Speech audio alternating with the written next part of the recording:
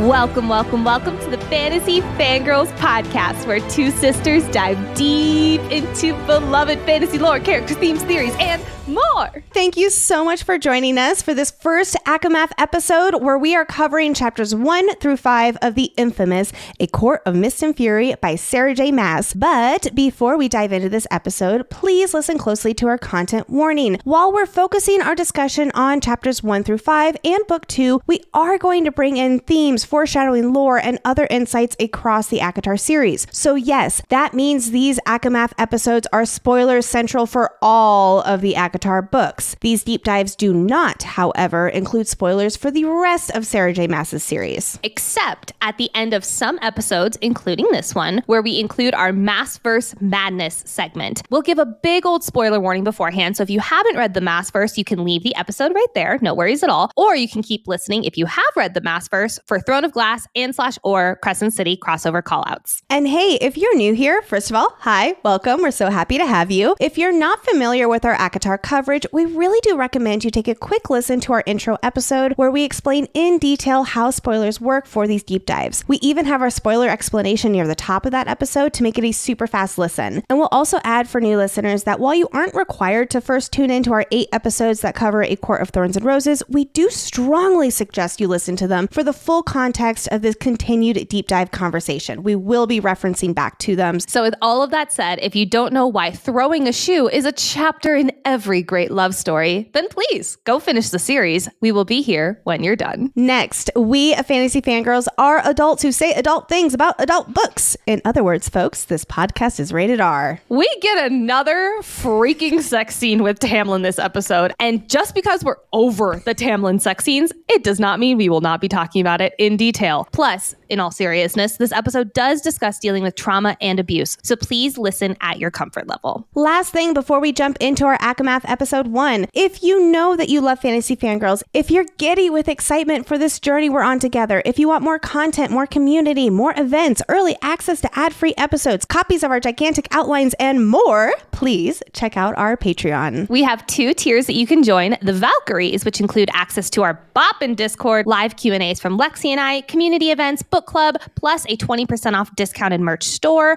All of that is for $5 a month. Or you can join the High Fae, which includes everything from the Valkyrie level, plus early access to the ad-free episodes, our full episode outlines, yes, the ones that are ranging from 30 to 60 pages. If you're looking at you, episode 7 of ACOTAR. Special voting privileges on things like merch design, sip and tea with the Suriel topics, and more. And that is for $10 a month. Basically, our Patreon is the most amazing group of people. If you want to join a community of over 1,000, over 1,300, I believe, fellow book lovers. 1,600. Jesus Christ. If you want to join a community of over 1,600 other book lovers, it is the most wonderful place to be. I'm not biased. Join the party at patreon.com/fantasyfangirls. The link is also in our show notes or YouTube caption, depending how you're tuning in. And really and truly, thank you so much for supporting us as we turn this dream into our livelihood. It means the absolute world to us, and we appreciate you so, so much. And now it is time to crash a wedding. Dun dun da da da dun dun dun da da dun da da dun dun Dun dun dun. Like we do for every episode 1 of a book, we're going to kick off today's discussion with a simple question. But because the answer is rather obvious for A Court of Mist and Fury, I'm going to make a small adjustment to our usual question of, did you like this book? And instead ask, why did we love this book so much?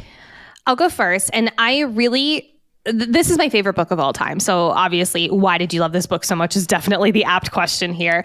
I can only describe this book as an out-of-body experience. It's one of the many reasons why this book took over my entire life. Like, I really enjoyed ACOTAR. I know a lot of people felt like it was really slow. I didn't personally feel that way. I really enjoyed the story. I fell in love with Tamlin and whatever.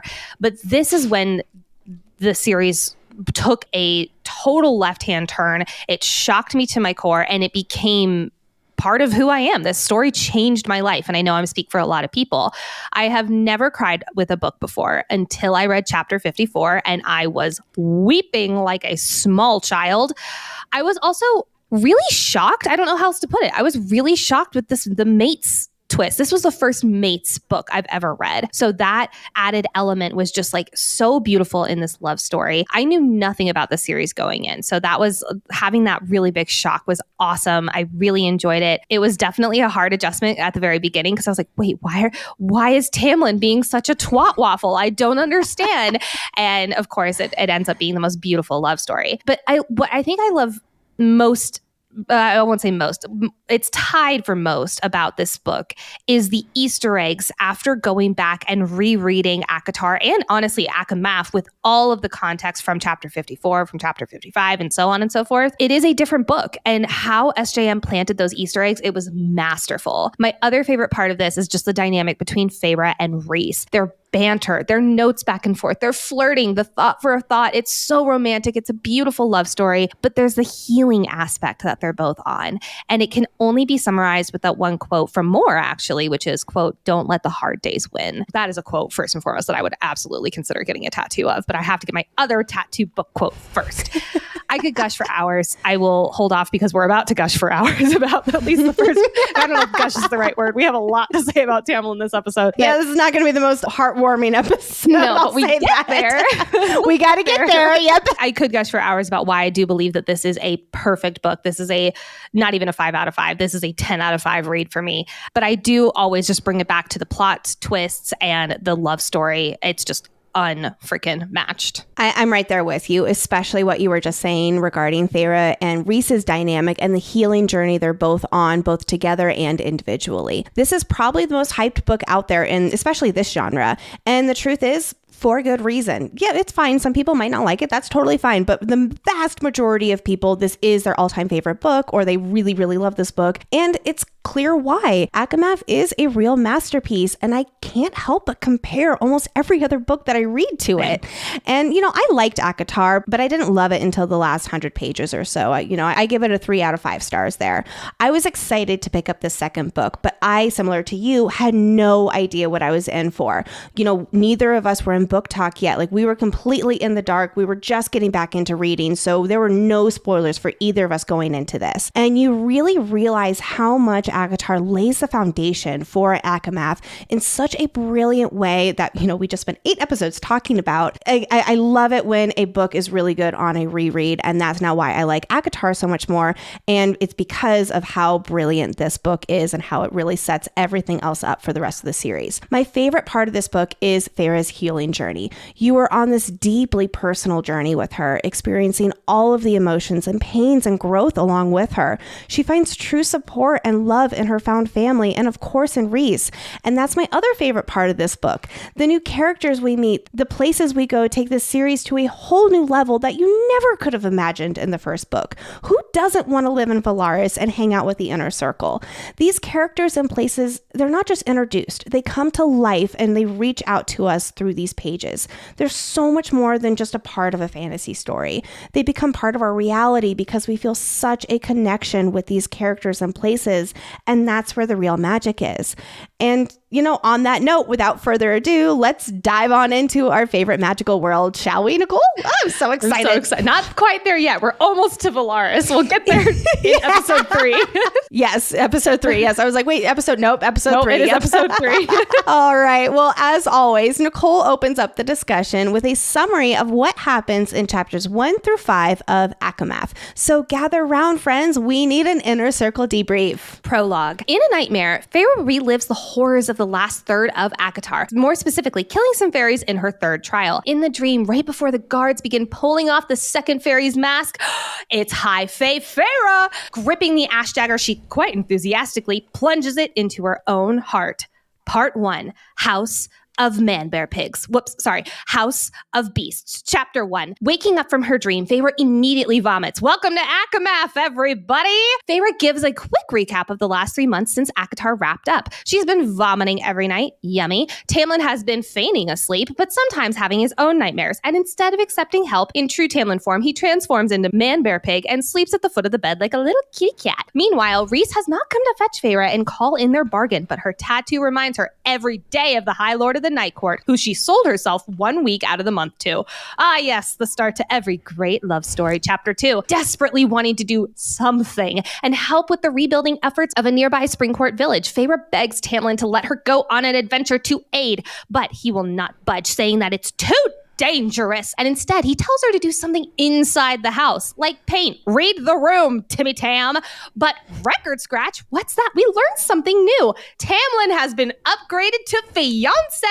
Hey.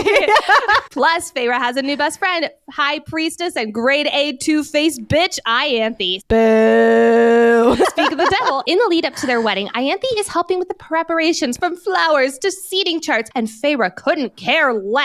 Oh dear. And lets the professional party planner Ianthe take control. Even her cupcake poof of a dress, which she, Feyre, and Tamlin hate. Later that night, Tamlin returns home and bang, bang, bangity bang. Said a bang, bang, bangity bang. I'm so done singing that song about Tamlin, but he's not done. He apologizes for being so overprotective earlier and promises that after the wedding, things will be different. Feyre asks if she will be gaining a title, like for instance, High Lady, after the wedding. Tamlin tells her, nope, there's no such thing. Women don't rule. Just you wait, Timmy Tam. Chapter 3, Feyre gets some freedom, sort of. The next day, Lucien takes Feyre to the village. On their way, Feyre asks why Tamlin is being such an overprotective ass. And Lucien tells her that Tamlin cares for her. No shit. Oh, and also, if someone gets their hands on her, it would be a huge political advantage over Tamlin. Ah, there it is. But Lucien assures her all will be healed with time, like after the wedding, because apparently that's a cure-all. Their conversation changes to the tithe, where every member of the Spring Court pays a taxes or they will be hunted down by Tamlin. I hate that there are taxes in fantasy novels. Let me escape this adulting task. When arriving at the village, the Spring Court residents refuse to accept Feyre's help. Her presence is the reminder of what they endured during Amarantha's reign. Feyre leaves the day's adventure questioning her immortal existence and what it will consist of. Someone, for the love of God, help Feyre, please! Chapter 4. Guests begin arriving for the upcoming wedding, specifically Tamlin's friends, who are all about court peacocking, and Feyre doesn't care about talking to any of them. Same Feyre. The night before the wedding, Feyre has another nightmare, and Feyre, after vomiting her guts up, shockingly, ensures herself that everything will be fine after they get married. Once again, folks, that's not how this works. Next day, it's wedding time. Yes, in chapter 4. Not a good sign. Walking down the aisle, Feyre notices the red flower petals in her path, and it reminds her of her time in Amarantha's throne room. Feyre stops walking down the aisle midway. She can't marry Tamlin, but she can't turn around. So instead, she silently begs anyone for aid. And with a crack, having a Kool-Aid moment of his own, we hear a voice. Hello, Feyre, darling. Chapter 5. Well, now's a good time to call in this bargain, but damn is Timmy Tam pissed about this timing. But Rhysand doesn't relent and takes a reluctant Feyre to his home. They land in the Night Court, and there's screaming, there's crying, people being tortured. Oh, wait, no, this place is nice. Rhysand tells Feyre that he heard her begging down the bond for anyone to help her and save her from the wedding. But that's not all he's heard down the bond. He mentions how he's been waking up to her hurling her guts up every night while he's trying to get his beauty rest. Feyre is pissed and practices her tryouts for the Night Court Major League Baseball team, throwing her shoe at his head, and then her other one. And she stomps off to her room, but not before she overhears a smug female voice say, well, that went well. Feyre stares around her Night Court bedroom and marvels at its beauty and vastness, especially hello, the infinity pool bath. Feyre and I have similar priorities, but her thoughts linger on how she's supposed to explain to Tamlin that she cannot marry him as she's taking off her deflated souffle of a wedding dress. The next morning, Feyre is woken up by her handmaidens from under the mountain, but this time they're not so shadowy. She dresses in some comfy Night Court fashion and she heads to breakfast with Rhysand, following some kind of tug in her gut. Sure, that means nothing. Their breakfast conversation moves towards the bond and the bridge into her thoughts. Sure, that means nothing. But she asks him what on earth she's supposed to do in the Night Court for a whole week. This week's task, Feyre darling, the most daunting, the most challenging yet. Learn how to read. Dun, dun, dun. Under the mountain, many of our beloved main characters had some injuries they needed to deal with outside of their emotional injuries.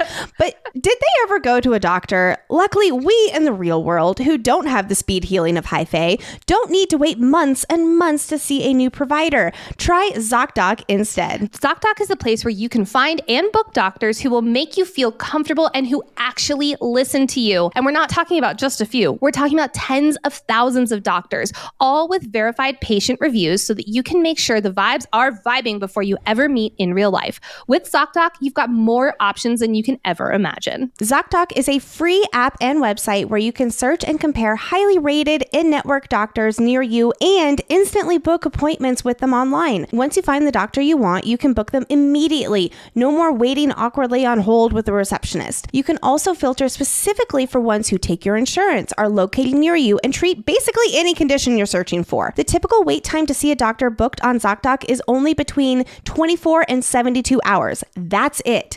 You can even score same-day appointments when you really need it. We at Fantasy Fangirls use ZocDoc, and you should too. Go to ZocDoc.com/FF and download the ZocDoc app for free, and then find and book a top-rated doctor today. That is ZocDoc.com/FF. ZocDoc.com/FF. It's time to step into the cauldron and discuss key insights, character analysis, foreshadowing, theories, and oh, so much more. It feels very apt to open this cauldron segment with the dedication to this book. Quote, "For Josh and Annie, my own court of dreams." I get chills. Who are Josh and Annie, you ask, though? Josh is Sarah's husband, and Annie is their dog. This is also 3 years before SJM and her husband had their first child. But I love this so much. This little family of a partner and a pet. You know this so well. Had this for so long with you and Jake and Oliver. Like, the pet it's unmatched, that little family. And it feels so fitting that this book is dedicated to the court of dreams. Oh, I love it. Now, this book does open with a prologue, and the first line is, quote, "Maybe I'd always been broken and dark inside." I found this really interesting. I love openings to books, and I always think that they are so laden with meaning. I did a quick ebook search for these two words, broken and dark, and this is the exact thought, broken and dark, that she has right before stepping down the aisle to go to Tamlin on their wedding day. No, that is not an accident, that in this dream of her ending her own life by stabbing herself in the heart, it is also parallel with her walking down the aisle to marry Tamlin. She will later look at it as maybe this is extremism here, but like as a death sentence of itself. It's a death of herself, a death of her soul, a death of her creativity or spirit. This dream here is to signify the death of the old Fae-vorite and the rebirth of this broken, traumatized woman that she is for the vast majority, at least, of the first half of this book. And then from Fae-vorite, she thinks murderer, butcher, monster, liar, deceiver. I didn't know who I meant. The lines between me and the queen had long since blurred. If this right here doesn't tell you the state in which our girl is in, I don't know what will. Fae-vorite thinks of herself as a deceiver because we have to remember Amarantha's nickname after conquering Prythian was the Deceiver. There's so much intertwining between these two.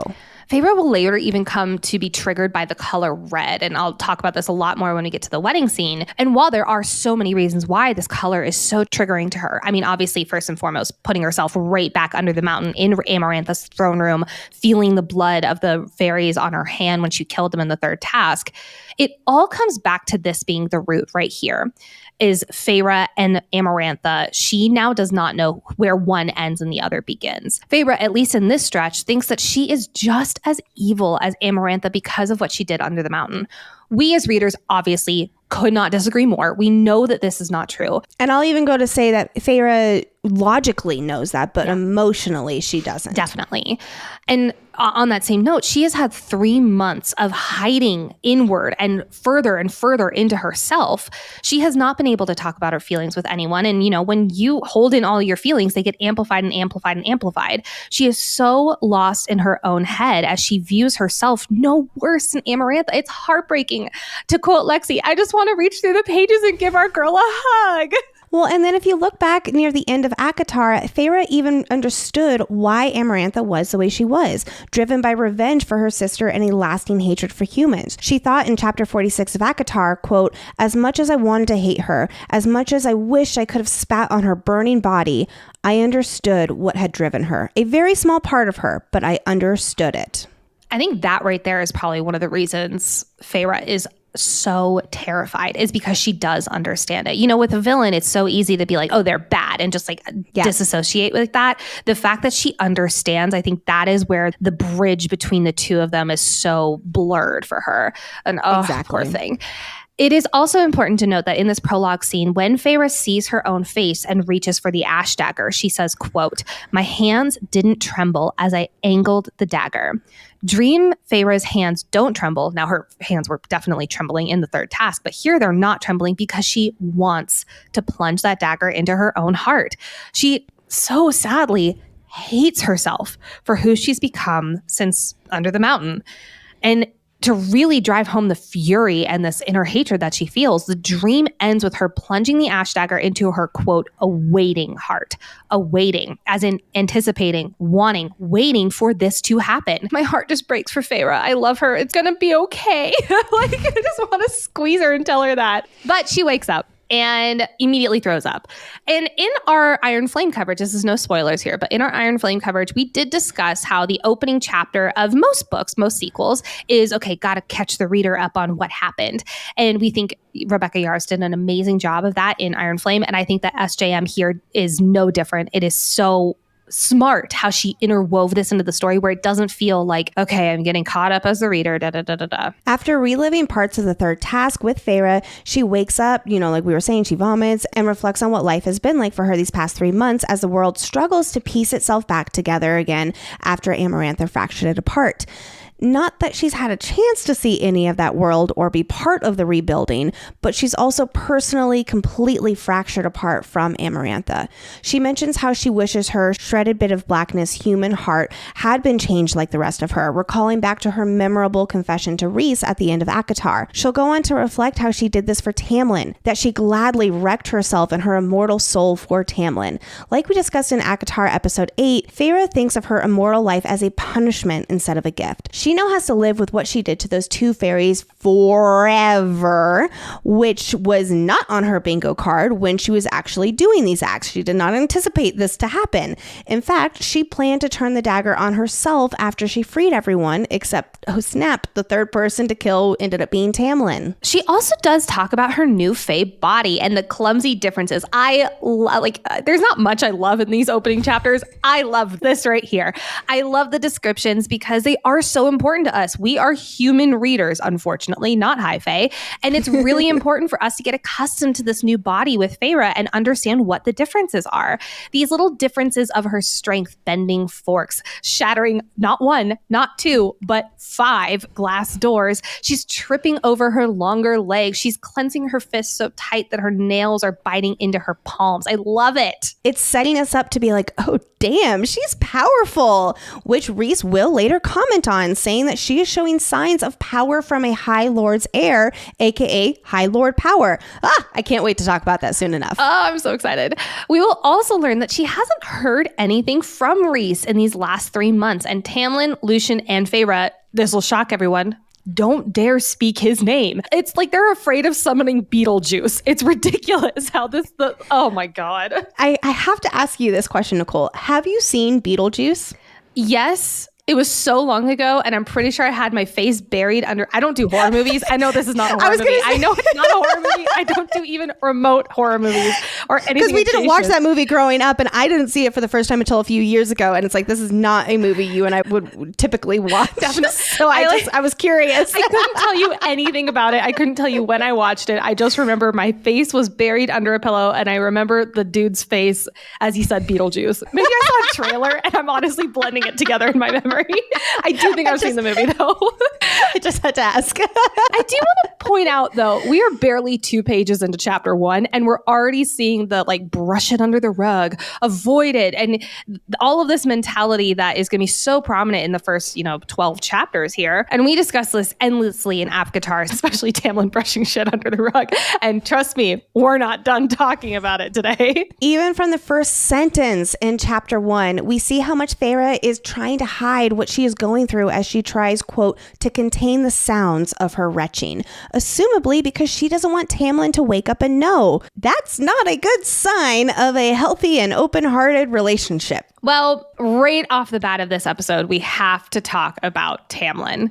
This is not going to be a short section. This is, oh man. If you thought that Tamlin took some L's in previous episodes, get ready. It's about to be L Central. So we learn that Tamlin never aids Feyre when she hurls up at night when she vomits every single night and she has bad dreams because he's, major air quotes, sleeping, although she is almost certain that he is awake and just says nothing.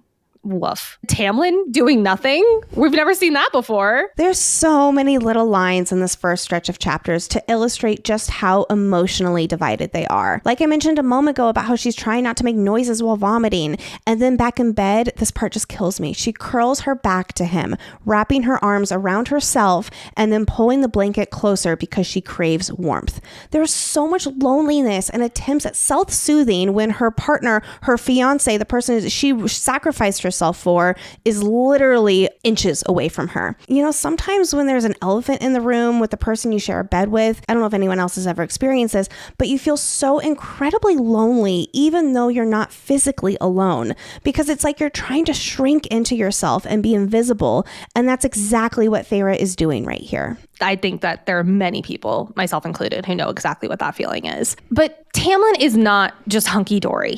We do have to take a moment and really discuss that he is also extremely traumatized because he has similar dreams that haunt him. And we learned that the first time that Feyre woke up to a dream of his, Feyre, like a decent person, tried to talk to him and tried to console him, but he shook her off, turned into man bear pig form, which, by the way, if you haven't listened to our ACOTAR coverage, this would be confusing. It's turned into his beast form. I recommend you listen to episode 1 of ACOTAR. And he literally slept at the foot of the bed, like I mentioned in the ICD, like a kitty cat.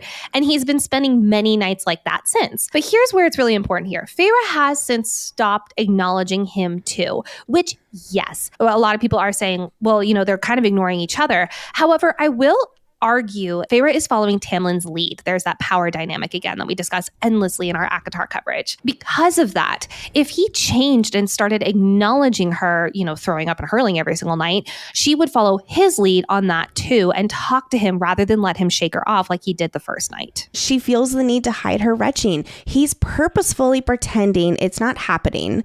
So in turn, she's trying to make what she's enduring easier on him so he can keep pretending it isn't happening. So with all of that set up, we know where Tamlin and Feyre are in their relationship, laying in bed together in this dark time. And we do need to be very blunt. We do not agree with Tamlin's behaviors and actions. This, I hope we're making that extremely clear, but we do need to look at why is Tamlin acting this way? Ignoring Feyre in her darkest moments, being overprotective of her, so on and so forth. Number one is reliving the horrors under the mountain and talking about them is not his strong suit. Mainly the latter part of that sentence, talking about emotions is not his strong suit. We've discussed since the beginning of this podcast how Tamlin is not someone who is in touch with his emotions, hence why he is constantly on the edge of shifting into beast mode. And, you know, we've been so into Claw Watch. But Tamlin is not a guy of many words. He even admitted that last book. It is very out of nature on a good day for him to discuss feelings, to open up, and to be, you know, vulnerable with someone. So in this, which they did, and I will say in ACOTAR, they did end up having that, and that was part of their love story, was opening up and being vulnerable with each other. And I will go on to say it was, I'll say, surface level when you're first getting to love someone, you know? Exactly. And this is not surface level. This is exactly that. Yeah. Yes. And I think that if he were to open up and talk to her, even about her feelings, about emotions, it is already something that is so out of nature for him that it is just like, I don't even think it's on his radar of that as an option. And this brings us right back to our ACOTAR conversation about keeping his head in the sand because that's the easy solution. Tamlin does not like to face consequences. He does not like confrontation. And this is him literally doing that to the extreme. Well, point number 2 is he does want to move on from things under the mountain. He is so focused on move forward that he literally proposed to her.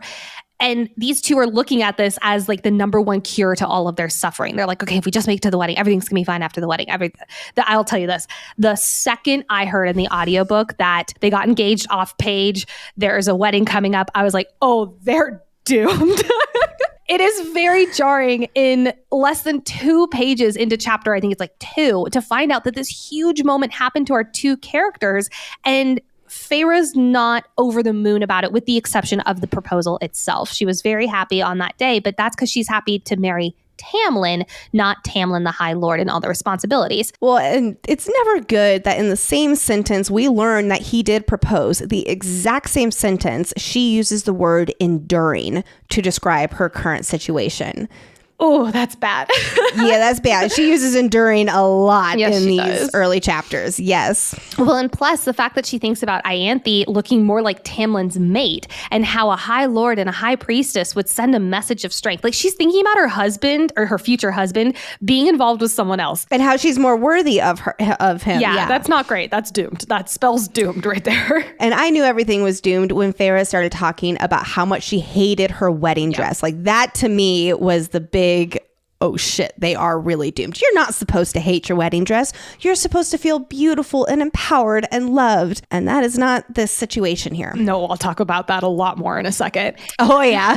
But back to why Tamlin proposed. He is so focused on moving past these horrors of Under the Mountain that he's literally rushing to the next happy thing, gripping onto it for dear life. If he acknowledges Feyre's suffering and his own suffering as a result, it would mean looking backward in his eyes, which is something Tamlin refuses to do here. Yep. And if he just keeps pushing forward, the past will fade away. But Feyre, she's too far gone. And I'll even say Tamlin is too, to be capable of doing such a thing, to be able to truly move on here without addressing it. What they went through under the mountain was a big deal. It was life altering in quite the literal sense for Feyre. And they're just not going to talk about it. She'll discuss this more with Lucien than with Tamlin in the stretch of chapters, which we will definitely get to him shortly. But once again, poor Lucien is the middleman between these two. Woof. Another reason why Tamlin is acting this way, specifically around the overprotectiveness, he saw his love get beaten, go through trials repeatedly at his enemy's hands, and he is now terrified to see her in enemy hands again. Lucien says later that Tamlin knows that all an enemy would need to do to basically own him, might I say again, because Amarantha owned him under the mountain, would be to get their hands on Feyre. But I also wonder if because Tamlin knows that Rhys will inevitably come to call in their bargain, he is so white-knuckled around Feyre's freedom right now because he's guaranteed to lose her at some point. Now, another point as to why Tamlin is acting this way is they don't want Amarantha to win. Feyre thinks, quote, "It had become our unspoken agreement not to let Amarantha win by acknowledging that she still tormented us in our dreams and waking hours." This really does explain itself. If they had to voice out loud how much Amarantha still has a hold on them, in their eyes, Amarantha, wins. I would argue by not talking about their horrors, like I mentioned earlier, if you keep your emotions inside, it tends to bottle up, and amplify it so much worse. They are reliving those horrors lonely, amplified in this way, which means Amarantha actually wins more, but alas, we'll get there eventually. This also serves as so much foreshadowing for what's to come with Rhys and how they'll have these necessary conversations because he recognizes the need to talk about it instead of letting it eat you up inside. And another reason why Tamlin is acting the way he is we really do have to acknowledge that there are dangers he is shielding Feyre from beyond the manor. Again, I don't agree with all of what he's doing, but we are thinking, logically from his perspective here. While Tamlin keeps her in the dark about what exactly is going on, he is frequently called away to round up Amarantha's scattered beasts. I mean, Lucien gets minorly injured by a naga. That's kind of a big deal, right? And just because Amarantha is dead does not mean all of the evil she let infiltrate Prythian will suddenly disappear too. So no one is denying that there are still dangers lurking about. And I will say this, that I really can sympathize with Tamlin's sense of responsibility to keep Feyre safe after everything she endured under the mountain. However, like Feyre will later say, there will always be something. Tamlin, however, sees and treats Feyre like a liability in the aftermath of Amarantha's reign and upcoming Hybern activity, while Rhys will appreciate her as an asset, both for herself and his agenda and the fast approaching war. And not only do I think that it's just the dangers of Amarantha's beasts, but there are going to soon be issues by the western border, which is closest to Hybern. And we'll soon know Hybern is up to quite a bit with their eyes on the Spring Court and taking down the wall. Another reason why Tamlin is acting this way. We told you this wasn't going to be a short character analysis. Tamlin is desperate to cling to the familiar. Tamlin repeatedly tells Feyre to go inside and paint, even mentioning that he gave Feyre painting supplies for winter solstice. On the one hand, yes, giving his fiance something sounds so weird. His fiance something that he knows brings her joy, or at least he was so regularly attuned to bringing her joy, is a very polite thing to do. It's very kind. However, it is also giving extreme tone deafness. It's almost like I'll buy you things just to distract you and shut you up sort of a vibe versus let me get this for you because I know this will actually make you happy. Yep. And like you said, he's grasping at the familiar at what used to make Feyre happy, which, yes, it did used to make her happy. No one's denying that. But it clearly doesn't anymore, and he doesn't consider why, or rather doesn't ask her why, which, by the way, guess who does ask her why? Rhys. He does. Because you think that Tamlin knows the answer and he won't speak of it. So he's just trying to create this ideal situation with the perfect painting materials, because if she has the right material, then she'll want to paint, without truly understanding the real reason why she won't paint. That's like buying yourself a journal that's like the perfect journal, because when you have the perfect journal, then you'll finally write and be a journaler every day. And that never works, or at least it hasn't in my life. But with, it's like you're saying, Lexi, this is one of the only things that he knows will make her happy, or at least has made her happy in the past. Like you said, these two fell in love very quickly, and they didn't get a chance to learn a list of things that will make the person feel loved, feel happy, so on and so forth. But Tamlin is now clinging to the one thing that he knows brings Feyre joy, painting, but he's not listening, like you said, or paying attention to the fact that she's no longer touching her painting supplies and actually actively avoiding it. Last thing I will say on this Tamlin, or at least, last thing for now, I will say on this Tamlin talk, and it goes right back to things that we said in ACOTAR. Tamlin is known for doing things the easy way. And this is all over the pages here.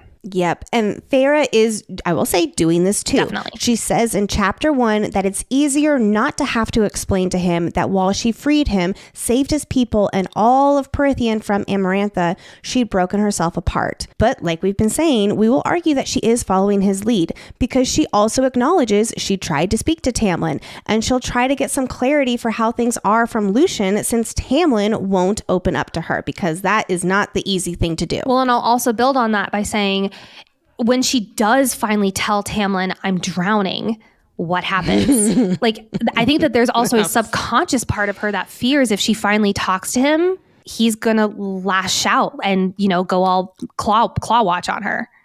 Well, and in fact, later on when she is in the night court, she acknowledges that she did fear his temper. Yep. And I'll actually be going into that a little bit more here later. But right now, she's not able to recognize that. But later on, she will identify this as fear of him. Many of these high fae are several centuries old, and they have so many stories to share. And while we're personally not high fae, and we don't unfortunately live for 500 plus years, there are still many stories that we have to share. And just in time for Mother's Day, I found the perfect gift that captures all our mom's stories for our family forever. It's called Storyworth. From stories that are hilarious to heartfelt, tear-jerking to plot-twisting, adventures to accomplishments, Storyworth helps your family preserve precious memories and stories from your mom for years to come. Each week, Storyworth emails your loved ones a thought-provoking question that you get to help pick. Questions like, what's the most awkward date you've ever been on? Or what was your childhood bedroom like? And you'll be emailed a copy of your loved one's responses as they're submitted over the course of a year. You'll get to enjoy their retelling of stories you already know, or be surprised by some stories you've never heard before. Then after a year of collecting these memories, Storyworth will compile all your loved one's stories and photos into a beautiful keepsake hardcover book that you'll be able to share and revisit for generations to come. You can even get a copy of the book for yourself as well. I'm so excited for our Storyworth book to be made. I just know that our family will love having it to look back on for years to come. Give all the moms in your life a unique, heartfelt gift you'll cherish for years with Storyworth. Right now, save $10 on your first purchase when you go to storyworth.com/fantasy fangirls. That is Storyworth, STORYWORTH.com/fantasy fangirls to save $10 on your first purchase. So let's turn our attention back onto Feyre and this feminine housewife life she's supposed to live. We've always associated Feyre's happiness and sense of comfort with painting, but Under the Mountain dimmed that part of her, making her stop cataloging colors and feeling and texture, all that we've loved about her painter's mind that I was adamant about last book, and seeing through that artist's eyes. Her creativity is gone. It's been sucked dry, leaving nothing there anymore. This emptiness, this hole in herself that she describes. She can barely look at the paintings in the manner that used to positively dazzle her. And she can't even go into her old painting studio that used to be her haven. She goes so far to say she hates being in there. What a contrast to ACOTAR. I mean, we even see it in the language on the pages, or I should say the lack of language on the pages. We're used to Fae-vorite describing things in these vivacious, beautiful, colorful descriptions, and it is very noticeably not on the page. She describes things as red or cerulean, like the color itself, not the color entranced in a landscape or entranced in a, very creative way. Or as a merchant's daughter, how she would relate things to the jewels and the colors and exactly. And it's just all gone from the pages until we get to, I'll say, several months into the Night Court. But speaking of Feyre and how this makes me angrier than it should. Actually, no, I don't think it should. This makes me an appropriate amount of angry. Feyre is forced to wear dresses that are paid for by Tamlin, but picked out by Ianthe. Because pants and tunics and weapons would send a message to the Spring Court that the savior of the lands doesn't feel safe / feels like there's still something to fight against. Basically, there's still something for you to fear, Spring Court residents. Tamlin is attempting to spread peace throughout the lands after a time of great horror. I get it, whatever. But this is almost to the point of propaganda within your court. Through her clothes and her soft demeanor, it's paranoid, Tamlin. It's paranoid. Feyre is being fed all these beliefs that if she acts the mistress, acts like everything is okay and normal, then it brings the Spring Court people peace and comfort. And remember, that's what she sacrificed her soul for, right? She broke herself apart under the mountain to give the Spring Court and Tamlin back their sense of normalcy and happiness without feeling like she herself deserves any of it.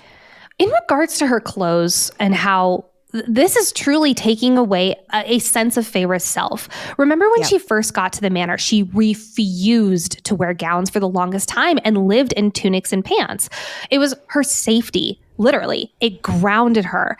And now that has completely been taken away from her, even within her clothes. Also, a side note, the first time she wore a gown, it was to flirt with Tamlin. Again, aka something for Tamlin. Luckily, later in the Night Court, she will not only be picking out her own outfits, but she will be freaking owning them, dresses and not dresses. Just one of the many freedoms that she will get back into her life and back in her control when she's at Velaris. But speaking of Feyre's clothes, we gotta talk about this stinking wedding dress. Wait, real quickly, I just gotta say, so you know how on Say Yes to the Dress, and years ago I was watching it, and this girl had the most ridiculous wedding dress, and it was like a $20,000 dress, and she shows it to her dad after she's already purchased it, and he's seeing it for the first time, and he absolutely hated it. And when it was him on the camera, he's like, my daughter looks like a deflated cupcake. This is the most stupid dress I've ever seen. How did I just spend $20,000 on this? And all I can think of is the cupcake reference in here, that poor father. That girl liked her wedding dress. I'm all about her. Yes, that is true. She was obsessed with it. That is all that matters. I love that. I love that for her. Unfortunately, that is not Feyre's experience. No, it is not. I will say, I am convinced that Ianthe picked out this dress, yes, to make the right statement, whatever. But also, I think she wanted to embarrass / belittle Feyre a little bit. I will get a lot more into Ianthe's masterminding when we get to the wedding. But the fact that Tamlin laughed himself hoarse when he saw Feyre in her wedding dress. It both breaks my heart and makes me want to commit minor murder. I'm so angry. Some manslaughter there. Oh my God. Man, bear, pig slaughter. Speaking from my personal experience, my wedding day was one of the most beautiful I have ever felt in my entire life. And the fact that when I did my first look with my husband and he turned around and he saw me, Lexi was there spying on us in the background. I got video. He almost cried and he reached for me and told me how beautiful I was. And it was just a memory that I will always cherish. And Tamlin? Oh, Tamlin, do not laugh at your supposed future wife's wedding dress. It is such a vulnerable moment. You're going to be married and it's supposed to be one of the happiest days of your life. Blah, blah, blah. Considering that Fae-vorite never mentions laughing with him in this moment, the subtext is that he's laughing at her. Bad, Tamlin. Bad. And it's not like it's like it could be used as a connection between the two of them, right? But it's not. It is just further division between the two. And then he doubles down being like, nope, Ianthe is right. You do need to wear this dress that we both think is ridiculous because our opinions don't matter. Ianthe's opinion matters. So it doesn't matter what we think. And it's just like, oh my God, you cannot stick up for her. We got to calm down. I know. No, we can't calm down. But sorry for everyone listening to this. I hope you're getting riled up with us. I hope you're at the gym and you're just like pumping iron like nobody's business. You're like, fuck Tamlin. But not done with her wedding attire yet because everything about it makes me so angry. When she's later at the night court, she's taking off her wedding dress. She takes off her underwear and noting, quote, even my undergarments were ridiculous. Frothy scraps of lace intended solely for Tamlin to admire. No part of her wedding attire was for her. It was all for Tamlin and, like Reese says, his own present wrapped up. Ugh! Not only that, but no part of her entire wedding was for her. The one thing she asked for was no red flowers. And guess what? She gets red flowers, which we'll definitely be, we're jumping ahead a little bit here because we're so heated, but we will definitely get to that here in a few moments. Oh, yeah. With the introduction of Ianthe's character, we learn that there are 12 high priestesses who together govern their sisters across every territory in Prythian. These high priestesses can marry and have children because it is a gift from the Cauldron to pass down their inherent female magic. The 7 high lords rule Prythian from thrones, and the 12 high priestesses reign from the altars. Their children as powerful and respected as any lord's offspring. Ianthe is the youngest high priestess in 3 centuries and apparently does not get along with the other high priestesses. She is unmarried, loves to enjoy all the finest males that this land has to offer. AKA, she is on the hunt for a powerful marriage alliance to rule Prythian, but we don't know that yet about her. Right now, she is seemingly helpful and a delight. And I'm willing to bet that she and the other high priestesses don't care for each other because they identify her ambition far beyond the usual, I'll say, perimeters of a high priestess. But our first meeting with Ianthe, it is her and Feyre working on a seating chart. And Ianthe says, quote, oh, we can't let her sit next to him. While this can seem like an innocent comment, trying to teach someone the ways of the court, because it is Ianthe and because of those italics, her sit with him, it is obviously an air of superiority. There's an edge of, oh, honey, I know better than you, control. Then just to be more of a condescending two-faced bitch, she says, quote, all these pieces vying for power or dominance, willing to shed blood if need be. It must be a strange adjustment for you. Not only is this not an adjustment for Feyre. Yes, she was very young when they went into poverty, but this is 100% how, it was a part of the socialite crowd when she was in the human lands. But this is also literally Ianthe describing Ianthe. She is the Spider-Man meme where they're pointing to each other in this moment. And while it was a very different political game under the mountain, Feyre has experienced some of the worst when it comes to shedding blood and vying for power and dominance. Ianthe wasn't under the mountain, and it feels like there's this air of superiority, like you said there, Nicole, that she wasn't, something that rightly pisses Lucien off, among many other things. But what a contrast to the way the Inner Circle will feel shame that they weren't under the mountain to help their loved one, Rhys. We see this on full display with Ianthe's master level manipulation. She mentions to Feyre how, quote, you and I are so alike, young, untested amongst these ... wolves. Ianthe is isolating Feyre even more so, which you wouldn't think is possible, from the rest of the spring court, from Tamlin, and connecting Feyre to herself, meaning Ianthe. This is master level manipulation here. And she's getting Feyre to bring down her guard so that she can get close to her for her own gains. And it's obviously working, even from the way that when they're together, the tightness in Feyre's shoulders ease a bit. Like Lexi mentioned, Ianthe was not present under the mountain, but let's talk about why. Because instead, Ianthe's father, who was one of Tamlin's strongest allies, heard rumblings that the bad stuff was coming their way. And so he, again, one of Tamlin's strongest allies, packed up his family family and moved to Valahan, which is one of the fairy territories on the continent.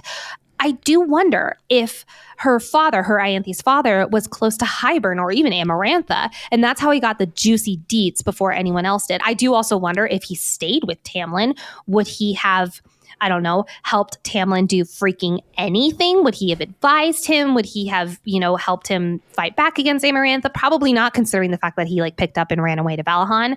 Why didn't he, when he heard rumblings of this, he just packed up and left? Why didn't he tell or warn others? So I've wondered this too, because her father is an ally of Tamlin's, but Ianthe and Tamlin are also childhood friends. So that means that we can assume her family is also from the Spring Court, right?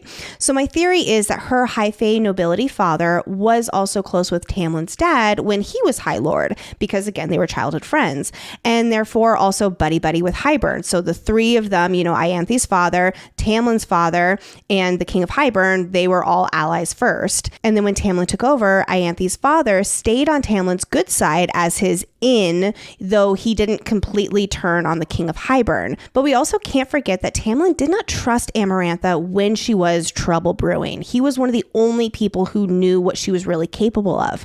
So Ianthe's father could have seen what was happening with Amarantha and been like, okay, I get you have to stay for your court, but I don't, so peace out.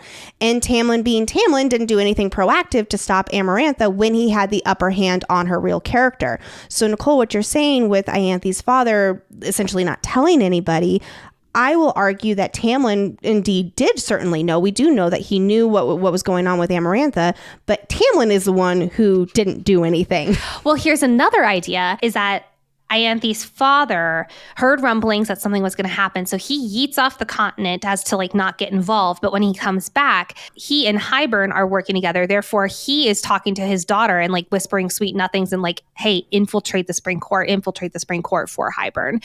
So he could also, and I'm not saying that Ianthe is innocent by any means here, but I could also see that father-daughter masterminding duo of how can we, how there's that trope in high fantasy where it's you're not the king or the queen, but you're the, I think of Tywin, Dragon Tywin Lannister. Yeah. I think of a very Tywin Lannister. He's in the background and trying to control Joffrey, which actually is a pretty apt comparison, I feel here. I'm not going to get, because we never see Ianthe's father on page, I'm not going to give him as much credit. That's I'm going to take this a little bit more Ianthe running the show here, but I really do think that Ianthe's father, while he is one of Tamlin's strongest allies, he had previously been an ally of Tamlin's father as well, and we all know how Tamlin's father was. Woof. So Feyre nonchalantly describes how she tells Ianthe everything about her family, and we get little nuggets of foreshadowing how Nesta would fit right in among the Fae. And let's just say Ianthe is super interested in them and if they're attending the wedding. Friends, this is very important. Looking ahead to chapter 65 of this book, when they're all in Hybern, we and Feyre learn that Ianthe was purposefully asking about Feyre's sisters, who they were and where they lived. And to quote Feyre, I had been so stupid, so broken, I had fed her every detail. We'll learn that the King of Hybern wanted to use her sisters as an experiment with the Cauldron, and all this time, Ianthe has been glad to help him as she ambitiously seeks rule over Prythian. Ianthe will later try to excuse her actions by telling Feyre she thought this was a gift for Feyre, so her sisters can live in eternity with her as Fae. Ugh, boo, you suck, Ianthe. But I love how all of this is intertwined with Feyre sharing information about her family, hinting at how Nesta would fit in but hates Fae. And then Ianthe reminds Feyre that she is now one of the Fae and that they've discussed this before. And then Ianthe says, and I quote, "We are old and cunning and enjoy using words like blades and claws. Every word from your mouth, every turn of phrase will be judged and possibly used against you. Be on your guard, lady."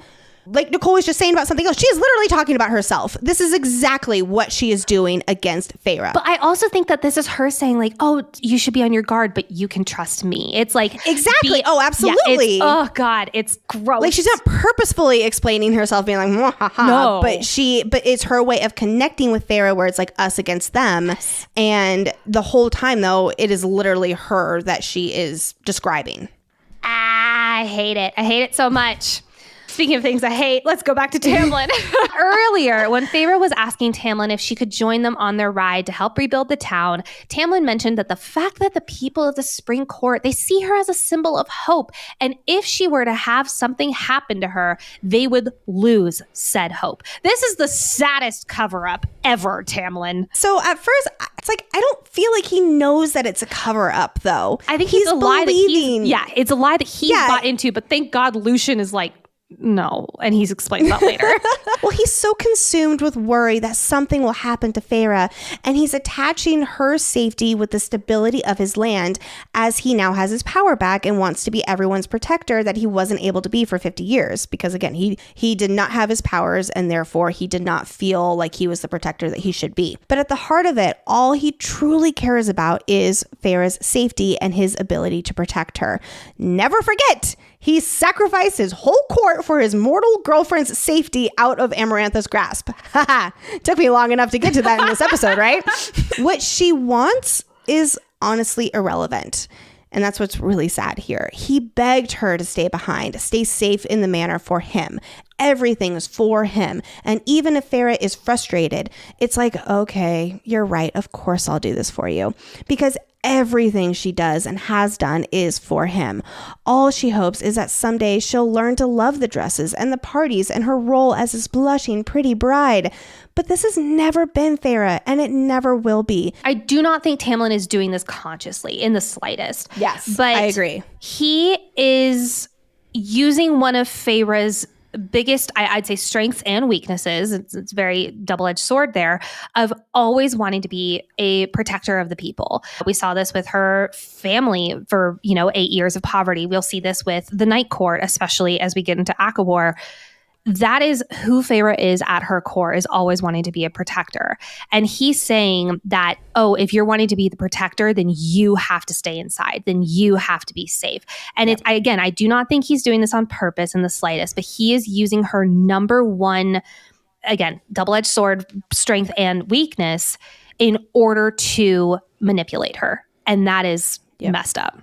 Speaking of messed up, here we are in the room later that night, and dear Tamlin. Oh dear. Oh God. I don't know why, but this honestly might be my biggest L for him yet. Like, he's done a lot. Honestly, the closet in the Under the Mountain scene was really up there for me, but I think this might take the cake until we get to next episode. Tamlin only ever sleeps in Feyre's room. She not even having seen his room, quote, deeming it vital for me to have my own space. I think that's Tamlin talking about Tamlin. He wants to have his own space, and that's not about her in the slightest. But also, this is her fiance, and she's never seen his room. Like, that's like saying I'm engaged to someone and I've never seen their house, or I've never seen their space. Like, that is so... Or like, I've never met their family, or, things like that, where it's like, okay, what's wrong with them then? I mean, I think this is exactly why. It's a huge vulnerable thing. First, a bedroom is, your space in every sense of the word. And Tamlin won't even let her into that. Feyre immediately thinks about how she is worried that if she ever sleeps in his room, like they most likely will on their wedding night, although she doesn't know that, she is terrified that she would vomit in the sheets and the darkness would feel permanent. The subtext is she is worried that her shame and horror would inconvenience him in his space. And by pushing for her to have her own space, like you were saying, he gets to keep his space too. But he is allowed to go into her room willy-nilly. He doesn't knock. He doesn't announce himself, to the point where she reaches for the dagger by her bed because he startles her. Yet, again, she's not allowed to go into his room. And what do you know? There's that power dynamic once again. But of course, here she is making excuses for him, thinking that maybe her terror is the reason he's not insisting they be in his room. So it does make, like, again, putting myself in Tamlin's shoes, he is worried about her waking up and not knowing where she is. And so it's that comfort and safety of her own room, and he's not wanting to jeopardize that. I do, from that perspective, that is a supportive thing to do. But here's the caveat. She has lived in the Spring Court for, the first 6 months, and then everything that went down, and then now it's been another 3 months. So she has been there for a total of 9 months over the course of a little more than a year. And she has never, ever seen Tamlin's room. Again, later on in this book, she just walks right into Rhys's room when he is having a nightmare, and she sees his bedroom, and there's no weirdness around her seeing his room or anything like that. And again, there's just that contrast between these two. Well, not to mention Rhys later after the mating bond and everything that happens in chapter 54, 55, he says, your room or mine, which one are we staying in? Because he's like, we are going to be together. It's saying we are a team. We get to have our own sanctuary, our own space. And my space is your space. Yes. That's, you know, yeah. It's that vulnerability of we are a team. We are a we. And giving her a choice of, do you want to be in my room or do you prefer yours? Yeah. Well, Tamlin here doesn't give her a choice. He's making that assumption. He's making that choice for Feyre, even if she would choose her own room ultimately. But again, that choice is taken away from her. And these two start to get a little spicy, and that power dynamic is right back here in front and center. Tamlin is always the one in control. They are two consenting adults. Thank goodness. We love that. But after a shit day, they are arguing that morning. They did not end on the best terms. Tamlin's second words to her after he enters her room are, after, you know, he gets fully naked, are come here, which is not a request. It is said as a demand, caring not at all about why she can't sleep, or at least about what's bothering her and why they would need to address it. It's described as Feyre literally crawling to him. Later, her inner monologue says this, I needed this, meaning she needs to feel alive. She needs to sink back into the comfort of the relationship and what does work. We talked about it last episode where the lust, the connection, the physical touch between these two is really what makes these relationships work. But after she thinks this, I needed this, after she thinks those words, she has to beg him by his name. And that's when he finally gives her what she wants. And she thinks how she is nothing, no one. And not in an Arya Stark, you know, faceless man kind of way, but in an escape from her self-loathing kind of way. And really quickly, this is not all red flags here on the page necessarily. Again, these are two very consenting adults having sex. We love that. But with the context and the power dynamic, it feels unlike the sex that we're used to in smut. Without getting into a full, I'll even call it like an anti-smut love letter for this scene. I don't know what else to call it. Like, I'm not going to give a smut letter to Tamlin ever on these pages. I refuse. But I do want to point out how opposite this is from the sex scenes that I've devoted monologues to. Those scenes are about empowerment, equals, exploration, enjoyment, pleasure, and so much more. This is simultaneously a lifeline to feel anything but the emptiness that she has been feeling day in and day out. And it is putting herself right back into being a subordinate role rather than his equal. That's all I want to say on this because I'm done. This is the last full sex scene we get with Tamlin. And can I just say, huzzah, huzzah, huzzah. I will give Tamlin this, though. He apologized for being an asshat earlier. Good job. That's all you get, because right after Feyre brushes us off and as being like, it's fine, it's whatever. Which, to be fair, like, Feyre is not speaking up with him either. This is not entirely on Tamlin. Again, I will argue that he does not feel like a safe person for her to open up to with. See earlier how I mentioned she's following his lead, given how he reacted to her talking to him about a dream. But Feyre asks, quote, what about you? Who gets to keep you safe? To which Tamlin's mouth tightens and Feyre's inner monologue says, quote, I could almost see the invisible hackles rising. With his powers back after being at Amarantha's mercy for 3 months, the truth is he doesn't feel like he needs anyone to keep him safe. He felt powerless and at Amarantha's mercy for a very long time. Now he's back in his super macho man mode and he's able to protect himself. Once again, we realize how much pressure is on this wedding to be the band-aid that makes everything better. But of course, simply getting married is not going to solve their problems. Tamlin says that after the wedding, everything will be fine and they'll leave all of this behind them. This is their happily ever after, and it's like a magic wand will wave and make everything better. I have another L for Tamlin. I feel like it's not even just like multiple L's. It's just been one constant L through this entire episode. This isn't even, I don't even know, like this is just, I don't even know if this is L's. This is more of like just, I don't know. Again, like it's hard because we talked, you know, it was Tamlin's love story with Feyre in ACOTAR. We were absolutely giving him his due and the credit. Yeah. And in this episode, and I'll say the next one as well in particular, we are bashing him because that is literally, I'll say, what we're supposed to be experiencing here as readers and, you know, for the rest of the series and all of this. And this is a huge shift from what we were experiencing. And so, yes, we are being hard on him. And yes, we are riled up and angry about him. And there are those emotions just so deeply embedded within these pages to really bring that out. Well, and also looking ahead at, like, for instance, ACOWAR, he does take some W's. He does get back into some good graces. Oh yeah, we'll give him those W's when they're we were absolutely going to do that. And that is why we love these characters. They are not black and white. They are 100% in the gray, but this tends to be a very leaning one more than the other stretch for Tamlin. Because here's another L for you, sir. Fae-vorite asks, what is everyone going to call her when she gets married? And she's partly asking this because she's trying to figure out her place in the Spring Court. That's really what a lot of the stretch of chapters is like. She's both trying to and recoiling away from it because she feels so lost. And so she's trying to figure out where she fits in all of this. And she asks him if she'll be called High Lady, to which Tamlin says there is no such thing. Pause, because all the while during this conversation, Tamlin is fingering her, he's teasing her, he's AKA distracting her. And up until this moment of, quote, there's no such thing as a high lady, she was urging him on, she's like arching her back. But that one sentence is like an ice bucket challenge for the two, well, not for the two of them, for Fae-vorite. He continues and brings in the parallel about everyone respecting Fae-vorite with the title of Lady of the Spring Court, in the same way that people respect the Lady of the Autumn Court. This is not an accident that Tamlin brings up, and thus SJM is bringing in the parallel of Lady of the Autumn Court, aka a woman who is unhappy, a woman who's in an abusive marriage, who is a shell of herself. Which I do have a side note question.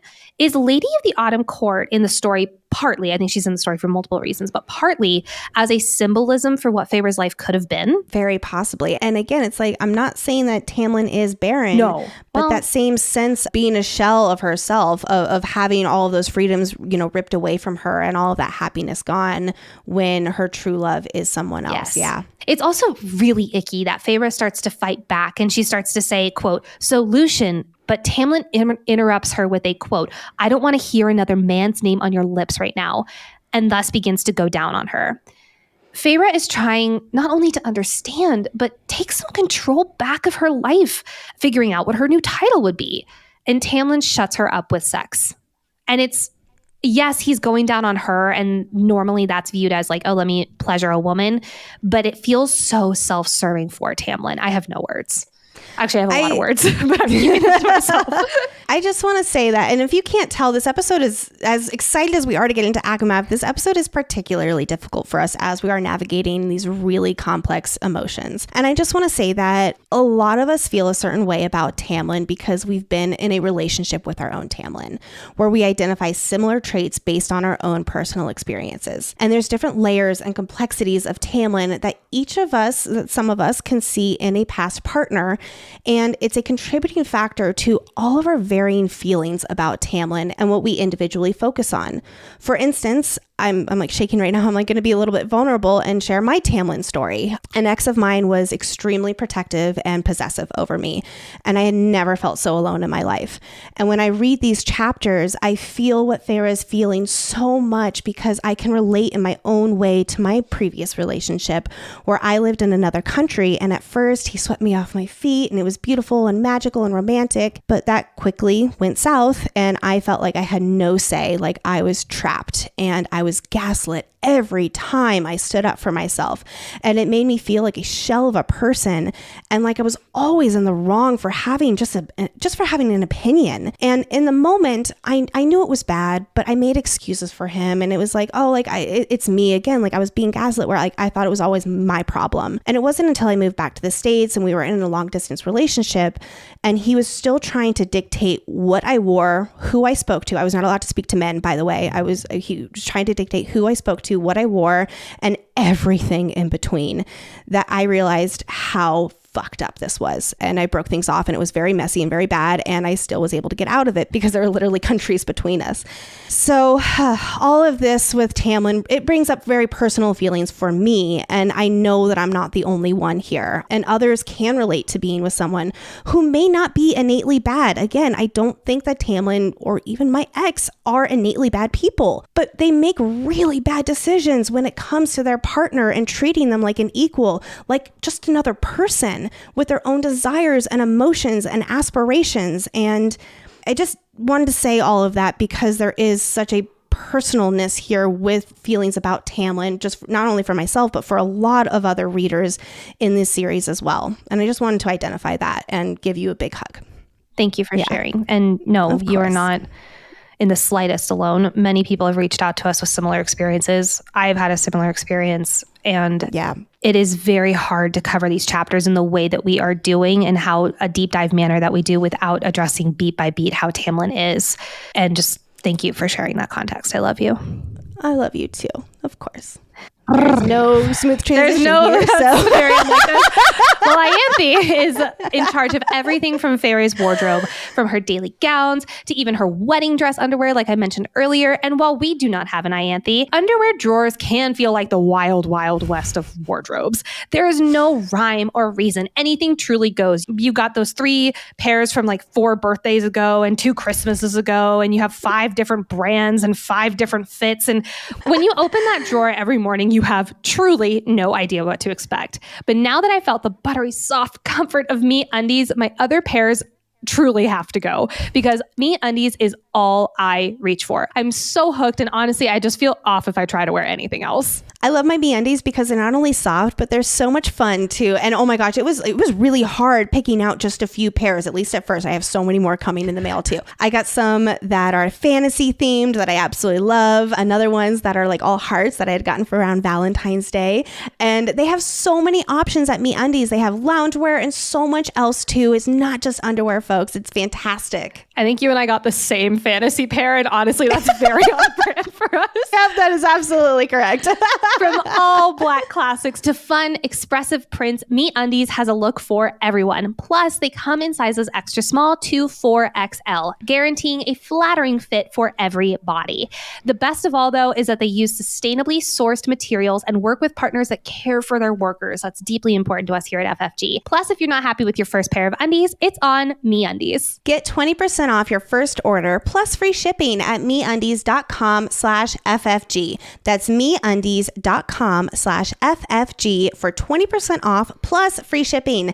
MeUndies, comfort from the outside in. To continue our pattern of why is this character acting this way, let's add in a new character to the mix. It's time to talk about Lucien.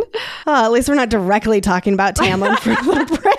He's doing a lot of heavy lifting there. First of all, you can tell he's stuck between a rock and a hard place through this whole stretch of chapters because he is Feyre's friend and recognizes what she needs, but he is Tamlin's emissary and has to follow orders. We get little descriptions of him frowning or silently shaking his head and warning for Feyre to not push Tamlin. He's even lying about the Naga, but this can make her feel even more alone because if anyone understands Feyre in the Spring Court, it's Lucien.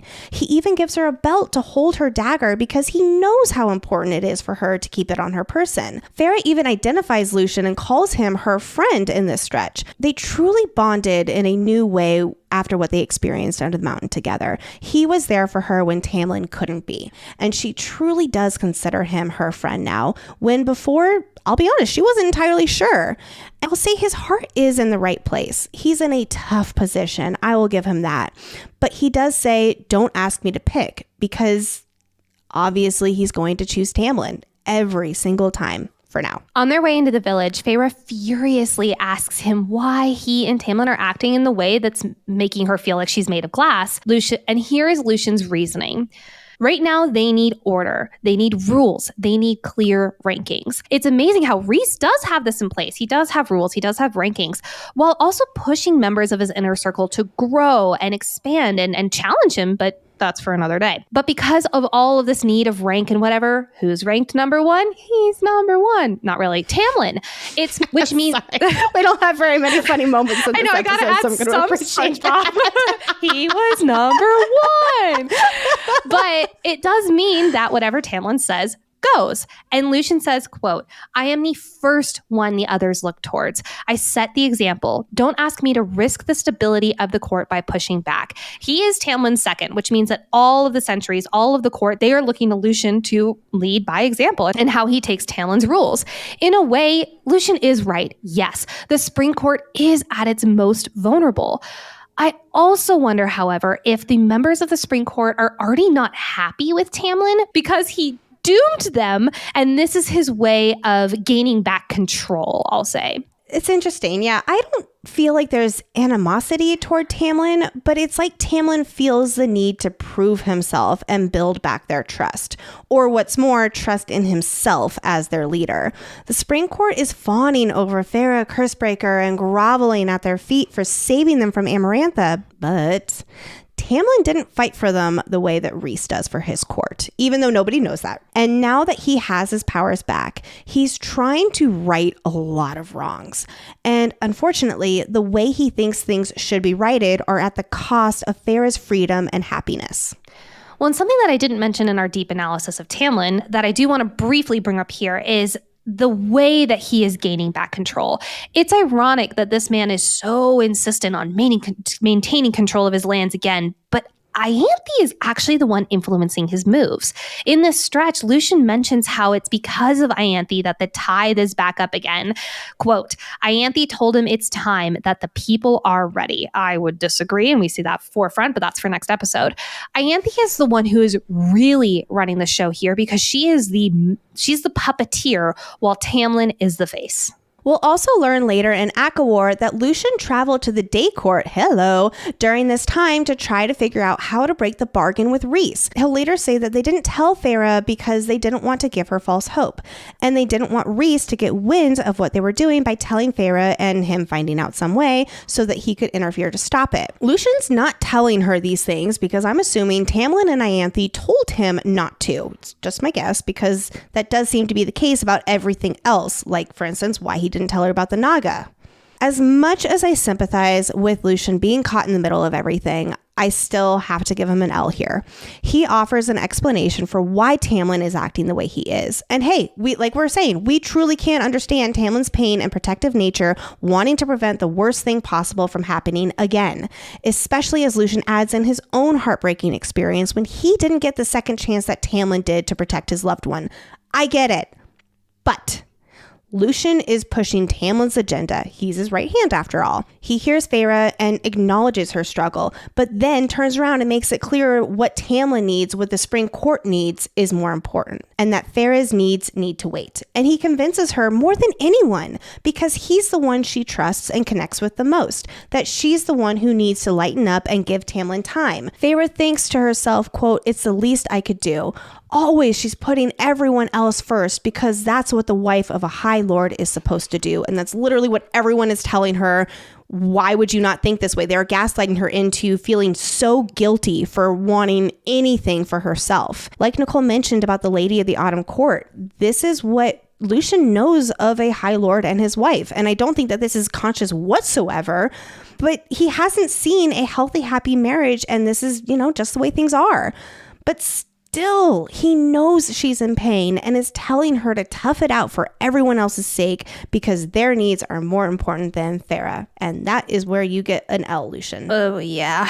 Now, at the village, no matter how much Fae-vorite and Lucien try to offer their help to rebuild, the residents all deny, saying that, quote, the debt is paid. They say that over and over again. Later on their way home, though, after being denied over and over and over again, Fae-vorite asks if Tamlin actually let her out of the village so that she could stop asking to help rebuild. At the very beginning of the stretch, Fae-vorite thinks that it's Tamlin's guilty conscience is why she's finally able to be let out. But Lucien admits that it actually wasn't Tamlin's masterminding, quote unquote, after all. It was actually Lucien who decided to take Fae-vorite out this day and show her that her presence is actually a reminder for the villagers of what they endured under the mountain.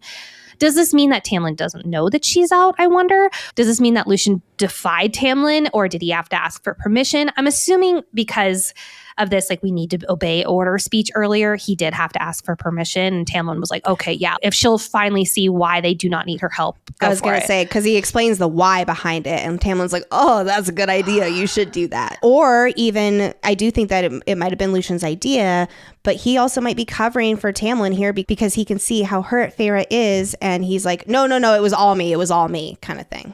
Ooh, that would be very like Lucien to do that. We do learn that these villagers of the Spring Court were forced into camps while under Amarantha's control. Lucien mentions that they were in these camps for 50 years. Hold up, wait. But the Spring Court was, major air quotes, free for 49 years while under the curse. Was it just the spring nobility or the spring court manor servants, like Alice, for instance, who were free from this, camp-like situation, which is horrible, for 49 years? Is that who was at the summer solstice in Calamai last book? But if that's the case, was Tamlin doing nothing to help the majority of his court and all of these villagers in camps for 49 years? He was doing nothing for these people? So I have been very confused too, because everything we have learned up until now states, including on the page, that the whole spring court was in masks and not under the mountain all those years. But this village was burned years ago by Amarantha. So when she burned this high fae village, did she also take these high fae and put them in the camps because they weren't important or useful enough to be at the main level of under the mountain? I have two possibilities here. Number one, Lucian is misspeaking, and none of the spring court was actually under the mountain for all those years. And he's speaking more about Prythian versus the specific spring court fairies trying to get back into normalcy. And that Amarantha's creatures that she sent in to taunt Tamlin did indeed burn this village down years ago. So they've all been plagued with Amarantha's evil still. And Tamlin was, of course, out fighting against these creatures in book 1 to help protect his people, like, for instance, these villagers. Possibility number 2 here is that, yes, some of these spring court fairies were indeed taken into the camps under the mountain 50 years ago to hold that over Tamlin, while most of the spring court didn't go under the mountain until the curse's deadline. This would actually mean that Alice misspoke during her big download in ACOTAR, because she does say that all of the spring court didn't go under the mountain. So one way or the other, Alice misspoke or Lucian misspoke about who exactly was under the mountain 50 years ago versus just months ago. No, I'll throw or it might have just been an editing error. It could have just been like a plot hole error as well. Yeah. At first, I was really, really sad that these villagers were denying help from Feyre and Lucian because of seeing Feyre's reaction. But I can also see their anger with the people who are at the level of power of Feyre and Lucian, who, if indeed they were in camps for 50 years, who were free. Because, omitting Feyre, speaking mainly to Lucian and Tamlin, they didn't help them. They were in there for 50 years and they didn't help them. That's interesting, because I didn't get an ounce of anger from these pages whatsoever. Interesting. I just got like, they're in awe. Yeah. And they're like, everyone at the manor is like, oh, you've done enough. And yeah, so I think it's a lot more just like awe, and there is no anger. I might say that's a little bit more of us as the reader putting out our own emotions about it. That's fair. I will accept that. I will definitely accept that. Yeah, that's true. And they're like, you've done enough. And it makes Feyre feel even more worthless now, because she died with her purpose, and now she's been remade and no longer has a purpose in this life. In fact, even her presence is a reminder of what everyone endured under the mountain. She's the living embodiment of the hell everyone went through, even with her new title of Feyre Cursebreaker. No wonder there is no way for her to move on in the spring court like Tamlin's really trying for them to do. She will only be able to in a place that doesn't correlate her with everything under the mountain. And that is just one more reason why Valaris will speak to her so much. Well, and exactly. And what really breaks my heart for Feyre in this chapter is, on the podcast, we've discussed how Feyre is a very goal-oriented person. She likes and she thrives off of having something to work toward. And the wedding is not enough of a motivator for her right now. Without being able to help these villagers, without helping Tamlin, with only planning these, in her eyes, meaningless parties and being a trophy wife, she feels extremely lost. And quote, "The vastness of my now unending existence yawned open before me. I let it swallow me whole." She has just been turned high fae and suddenly has centuries of life before her, and this has all been against her will. She now feels so useless and so unwanted. Soon, Feyre, soon you'll have your family and you'll have goals to work toward, and it'll be great. So before we start talking about these parties, I need to ask again, where have all these fae been? I get it. Feyre is shielded and we are only in her point of view, so naturally we don't see or experience a lot or meet many others. That is very purposeful. And yes, there were crowds at Calamai and the summer solstice. But like I was just saying, we were under the impression that no one in the spring court was under the mountain until the curse's deadline. So have all of these high fae just been living their life, lying low in their own spring court homes, very far away from the manor all these 50 years, where Tamlin would have to, go off and fight these nasty creatures Amarantha sent into the spring court? Was he protecting these people? Why were they not all having meetings in the dining room and trying to figure out what to do about Amarantha? Like, no one else came to the manor all of book 1. It was always Tamlin and Lucian and the servants. Was there I got to assume that some magic that prevented them all from being able to work together. I know that there was some kind of with the other High Lords, and there was difficulties. Amarantha's magic prevented them from working together, and that's why they used the Children of the Blessed as messengers. So maybe that same magic is just right here within the Spring Court. And we know that Lucian was working on Plan B, C, and D. Where were they? I get really hung up on this because I love my world building, and I just need a little bit more here from the Spring Court. Again, I understand why we don't get it, because we are in Feyre's POV, but just as a reader, it's hard to accept. And it might just speak even louder to the fact that Tamlin didn't do anything.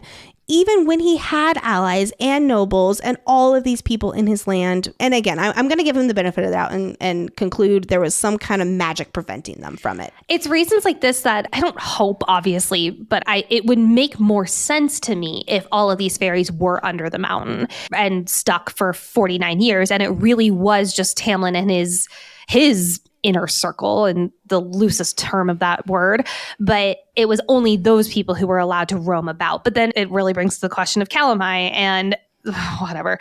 I swear to God. I realize we just kind of got to accept that as it is and move on. I think so. One small thing I do want to note about this party is that it's mentioned that Lucian is the only one who really enjoys himself, both inwardly and outwardly, at these kinds of gatherings. And let us remember Elaine during parties in book 1.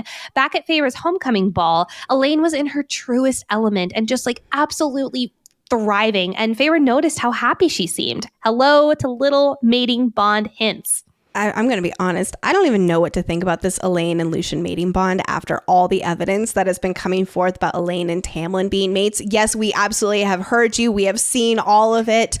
It is seriously breaking my brain a little bit, and now I'm questioning everything. So yes, we will eventually address it when it's time, but just give us a little bit of time to process before we really dive into this theory that Elaine and Tamlin are actually the two who are mates, because we're going to have a lot to say on that. But not right now. Especially driven by the fact that what chapters we're covering right now, we're like, yeah, we can't talk about that in this stretch of chapters. I'm sorry. Feyre doesn't belong here. She doesn't know how to belong in this new world and as an immortal fae. Tamlin says that he hates these parties too, but it's clear that that's not the case as he enjoys himself, leaving Feyre feel all the more isolated and feeling like she doesn't deserve to be among these happy people who have their second chance at living. They don't know how to talk to her, and she doesn't know how to talk to them, further deepening that line drawn in the sand of this me versus them mentality, which will completely melt away when she meets the inner circle, as it'll be a stark difference to these gatherings and interactions. First of all, it just won't be nearly as formal. But there's also the difference between Tamlin and his friends and how they're laughing, separate and distant from Feyre. And then we'll get the inner circle that truly welcomes her and wants her part of their laughter and bringing her into their jokes and their life. Feyre will wonder at the end of this party, when was the last time she laughed? And I think it was the summer solstice. Well, I do want to point out that at the summer solstice, yes, Tamlin did leave her to go do his fiddling, but then they spent the party together. I mean, they went off and did their thing, but they were obviously together at that party. This is their engagement party, I'm going to call it, for lack of a better term, and they are at the opposite ends of the room, and she could not feel more separate from him. It's like she's like looking in on everything, like from the outside, and she's looking in like in this window, and it's just like she doesn't feel like she can ever have that. She doesn't feel like she deserves it. Fae-vorite and Ianthe are approached by two of Tamlin's sentinels who are eyeing Ianthe up and down, and these sentinels are Brawn and Hart. I have no reason to believe this. There's not really a lot of personality behind these two, but for whatever reason, they have become Dumb and Dumber in my head. Like, I have no idea I don't why. know, maybe it's the Brawn reference, but all I can think of is like Game of Thrones kind of thing. I don't know why I've got like a Rosencrantz and Guildenstern like very vibe from them. Do you know who I'm referencing? I have no idea what that means. It's fine. It's fine. It's Shakespeare. It's fine. But this is not the last time we will see Dumb and Dumber. We will see them later on when Lucien arrives in the Night Court and he tries to take Fae-vorite away. Brawn and Hart are there.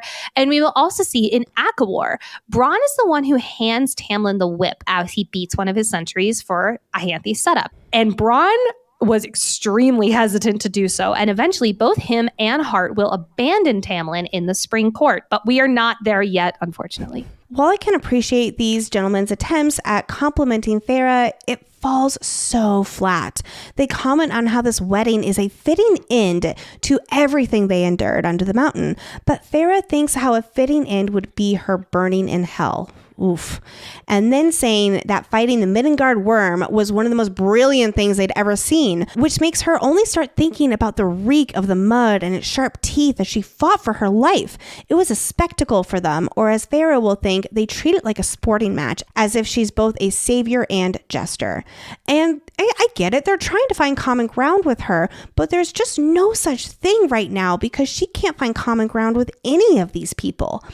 And then, and this is my favorite part, they're like, ha ha ha, the High Lord of the Night Court is probably scared running now that Tamlin's got his powers back. See, Dumb and Dumber. It's Dumb and Dumber. Right here. And our girl Fae-vorite says, then you don't know Rhysand very well at all. Oh, what a clap back. I absolutely love it. And she even commented, was like, that's probably the craziest thing I've said yet. Yeah. But it also shows just how no one here understands her in any facet of her life. And at the same time, she's subtly like, yeah, I fucking know him better than you all, you morons. Well, and also I want to point out that these two Dumb and Dumber were under the mountain. Did they not think about reaching out to help Fae-vorite? Like, it's just, it shows again how it goes back to that spectacle. Like her whole trials were a spectacle. It was not something for her to be saved from and thus save all of Prythian and the Spring Court like she had to do on her own.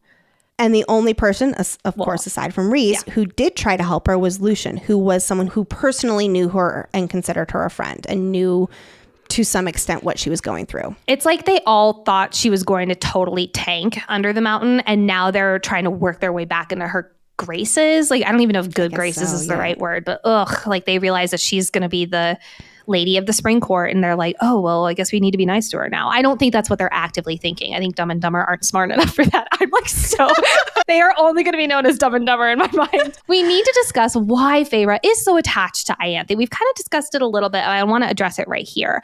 Earlier in this party scene, Fae-vorite mentions how she's desperately wishing that Ianthe wasn't leaving after the wedding, even though she's only going to be at a temple not too far away, still in the Spring Court. But when Brawn mentions how the fight with the Midgard worm, which, side note quick, this is where we learn the Midgard worm's actual name, and this is where it's finally spelled as W-Y-R-M instead of W-O-R-M like it was in ACOTAR. But Ianthe notices that Fae-vorite is retreating, and Ianthe puts a steadying hand on Fae-vorite, and she is so grateful for that support.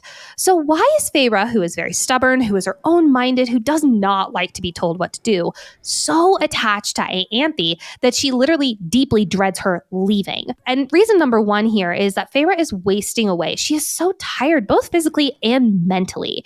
Ianthe is taking away the mentally taxing tasks for her, like planning a wedding. And Ianthe is obviously taken this to toxic lengths. I mean, obvious to us as readers on a reread, not so much on first read. But Fae-vorite has also let her because she is so depressed and she can't see the bigger picture and or plan that Ianthe has in place here. Reason number two, Ianthe is also one of the only people showing Fae-vorite any attention. We see this here with her putting her hand, a steadying hand on Fae-vorite's arm. Tamlin is not right next to the bride at their party. They're not at this party as a unit. They're at this party separate. And he's off talking to his friends, blending in and laughing, something Feyre cannot even imagine doing right now.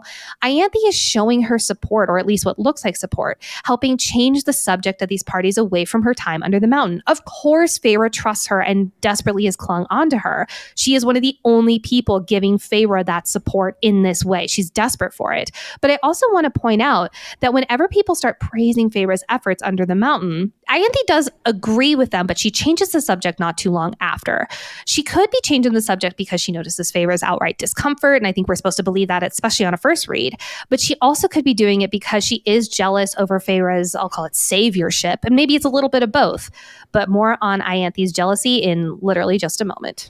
We never hear about a character putting on deodorant despite smelling like jasmine or verbena or snow-pined lavender forest. But this just in, whether we're in the fantasy world or the real world, body odor is officially canceled. My own little vulnerable moment. About 4 months ago, I have no idea why, but my body odor kicked into high gear. Again, I have no idea why. It puzzled me and Brett so much.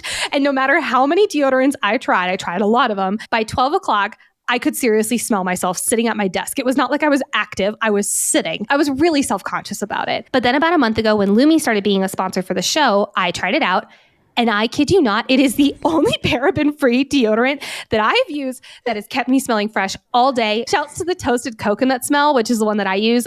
I'm obsessed with Lumi so much. Unlike certain other deodorants, Lumi whole body deodorant is powered by mandelic acid to deliver outrageous 72-hour deodorant control everywhere from your pits to your feet, and yes, even those privates. In fact, Lumi was created by an OBGYN who saw women's hygiene needs firsthand every single day, which is why she made Lumi pH balanced for safe use below the belt. Now, her game-changing whole body deodorant has earned over 300,000 5-star reviews from people like Nicole and me, who love smelling great and feeling confident from head to toe. We are so excited to give all of our Fantasy Fangirls listeners a special offer. New customers get $5 off the Lumi starter pack with code FFG at lumideodorant.com.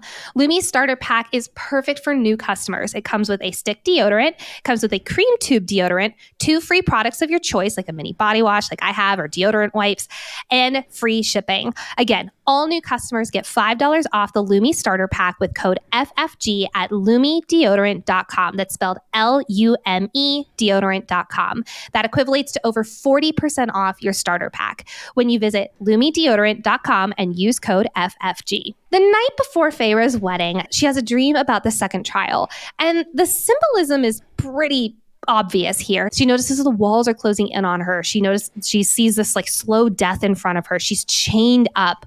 She doesn't have flaming spikes coming down on her in the spring court, but it is not entirely different from her situation as of right now.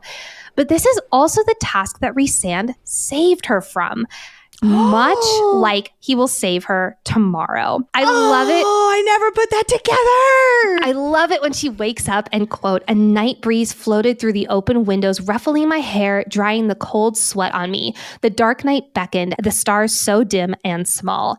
I love that the night breeze is taking care of her, drying the sweat off of her skin.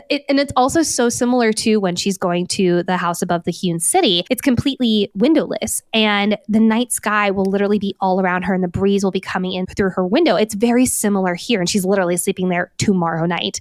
But the sky is also beckoning her. The stars are dim and small because that's symbolism for they're far away, much like her true home in the night court. There's been a lot of buildup to this wedding, some of which we have already discussed.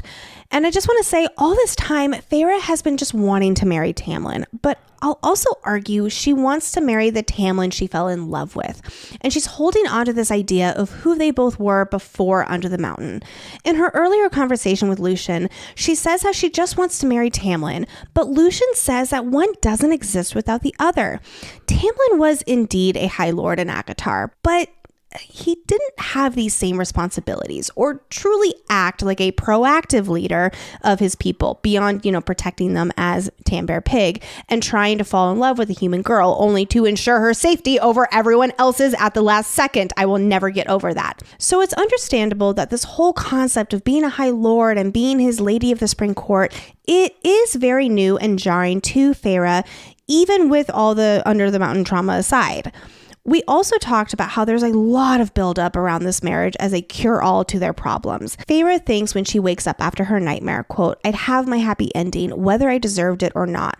But this land, these people, they would have their happy ending too. The first few steps towards healing, towards peace. And then things would be fine. Then I'd be fine." It is a very big red flag with all the repetition of the word fine, which usually, like in these cases, means anything but fine. When you're like, I'm fine, and it's like, yeah, no, you're not. Everyone, including Feyre, is treating this wedding like it's the end of her story, when really it should be the beginning of her immortal life. When we get married, that's not our happily ever. That's just the beginning of a new and exciting chapter of our lives. And that's what really scares her so much. This vastness of a long life with no purpose. It's like it's technically ending at this wedding, but she knows that there's centuries after that. But hey, if she's married, it'll solve all of her problems, right? It'll bring everyone else the peace that she keeps hearing it will bring. And therefore, she will feel the peace she both desperately seeks and feels like she doesn't deserve. And I also love that you mentioned it feels like the end of her story. Many people look at ACOTAR Book 1 as the prequel and Mist and Fury, the start of this story. So really and truly, her supposed end of her story is actually the beginning of our story with ACOTAR. Thank goodness. Yeah. I want to really quickly bring out the language that is used in this writing around the wedding, specifically as Feyre is getting ready. She describes her dress as a monstrosity, not what you want, and how it hisses on the ground as she moves. Real quick, there's so much hissing in this stretch of chapters, and not only just the dress, but like Tamlin was hissing. And it's just like, I don't know. I'm trying to picture it. I think about it as our family cat Miko, who is just this lard of a thing, and I love him so much. And I just picture him hissing. It's so funny. It's mentioned how the neckline of her dress is used to plump up her breasts, and it's that she's something for others to ogle at. I mentioned this earlier, but I want to pull it here again. Rhys will later mention how she's wrapped up like Tamlin's present, like she is his reward.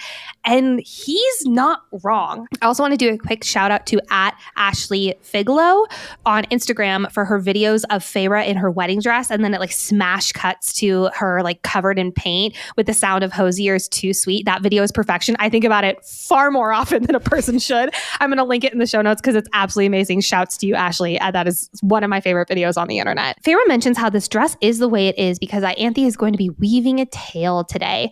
Later, after the throne scene, which I am feral to get to, Rhys-Anne will... I just read that part in my reread. So good. Rhys-Anne will tell... by the way, shouts to the throne scene section of the playlist. There's a song called Daddy and Soaked right back to back. Honestly, it is my crowning achievement. I'll put it in the show notes. I had far too much fun there.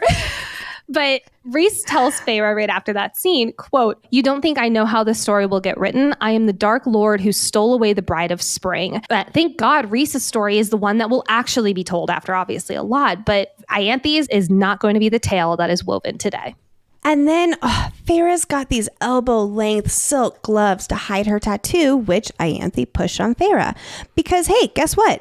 Anything to do with the Night Court is not allowed at this wedding. It's like she is stained with something bad, literally stained with something bad. And they're trying to cover it up and pretend it doesn't exist and didn't happen. Like everything else was under the mountain. Her bargain tattoo is the visual, permanent reminder of what she endured and sacrificed. And they're literally trying to hide it to paint this different, innocent, and peaceful narrative.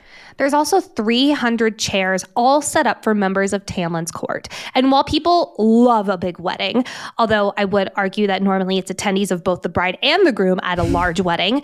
I do think it's safe to say that Fae-vorite, at least right now where she is in her life, is not one of those people. And honestly, me neither. I had 35 people at my wedding. The thought of having 300, I would have stopped down the aisle too. I love Brett. I would want to marry him. I would have stopped.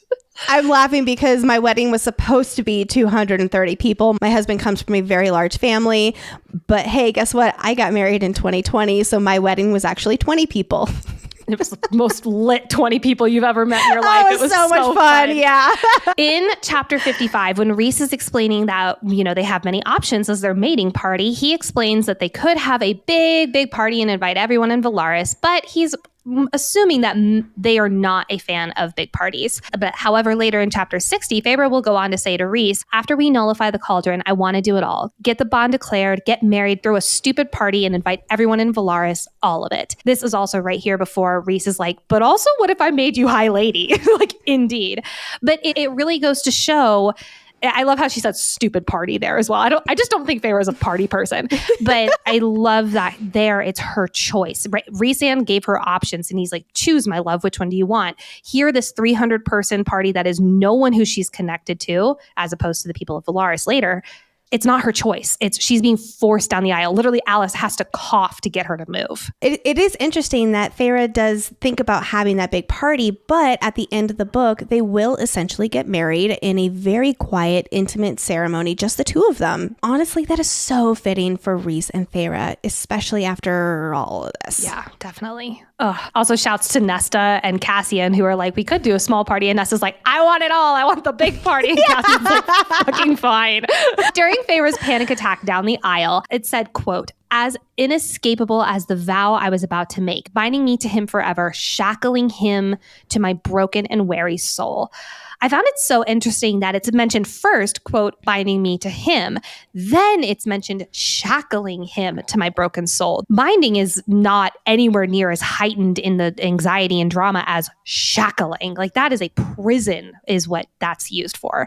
But woof, that second one really shows us where Fae-vorite is emotionally, believing that because of her murdering heart, she doesn't deserve this happy ending. Fae-vorite walks out and 300 people rise to their feet, and her first thought is the last time this many people watched her and judged her, woof, was at her final trial, even mentioning how the attendees are dressed the same as they were under the mountain. Wow, is this not an accident? Because it's so sad that Fae-vorite is equating this moment, again, something that is supposed to be one of the happiest days of your life, to a moment that she literally died. She literally died that day. That is not an accident that those two are being paralleled here. But as Fae-vorite is walking down the aisle, she sees red rose petals spread amongst the white. It's time to get into it. Now, if you're like me, you thought, why red roses when Fae-vorite explicitly told Ianthe to not use the color red, and Ianthe very clearly heard her? Well, thank goodness for Reddit, because it has a theory. Death by 1,000 nuts. Someone's allergic. Oh. Our minds are so, that was what I thought of too first. Oh man, our minds are way too much in the gutter. God, that's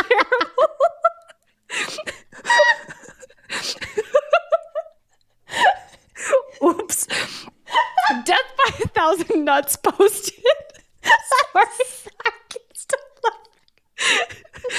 Oh God. Oh, we need to lighten this episode up. Yeah, this has been really heavy for us. Yeah. Wow. Okay. Whew. Death by 1,000 nuts posted. Stop laughing. I can't keep going.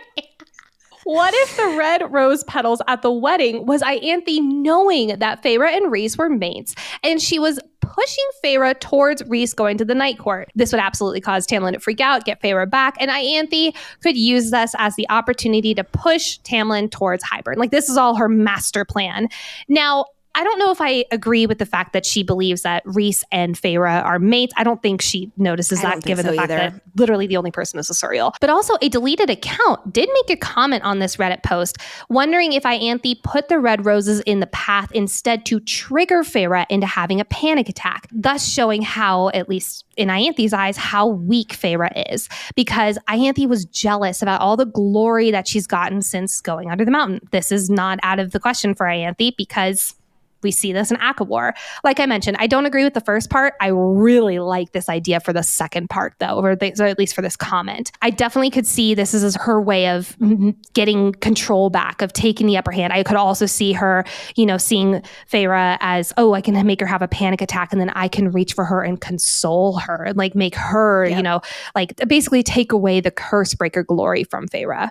I do agree that this was definitely done on purpose as a way of manipulation. We get confirmation that Ianthe has her own agenda. She is infiltrating the Spring Court to gain power over Tamlin and Feyre and work with the King of Hybern because he promised her she can rule Prythian. She has been spearheading the symbolism of this union. But I do think she's being very clever with her ulterior motives. From Feyre's ridiculous dress, which everyone must perceive as such, except for the girl in Say Yes to the Dress who loved her cupcake dress, shouts to you, to the red roses that Feyre specifically said no to, she is taking away what tiny amount of control Feyre had. I'm not sure if I'd go so far to theorize Ianthe tried to trigger a panic attack that would derail the wedding, but she was planting those seeds for Feyre's demise, bringing her further down than she already is at a very vulnerable moment for her.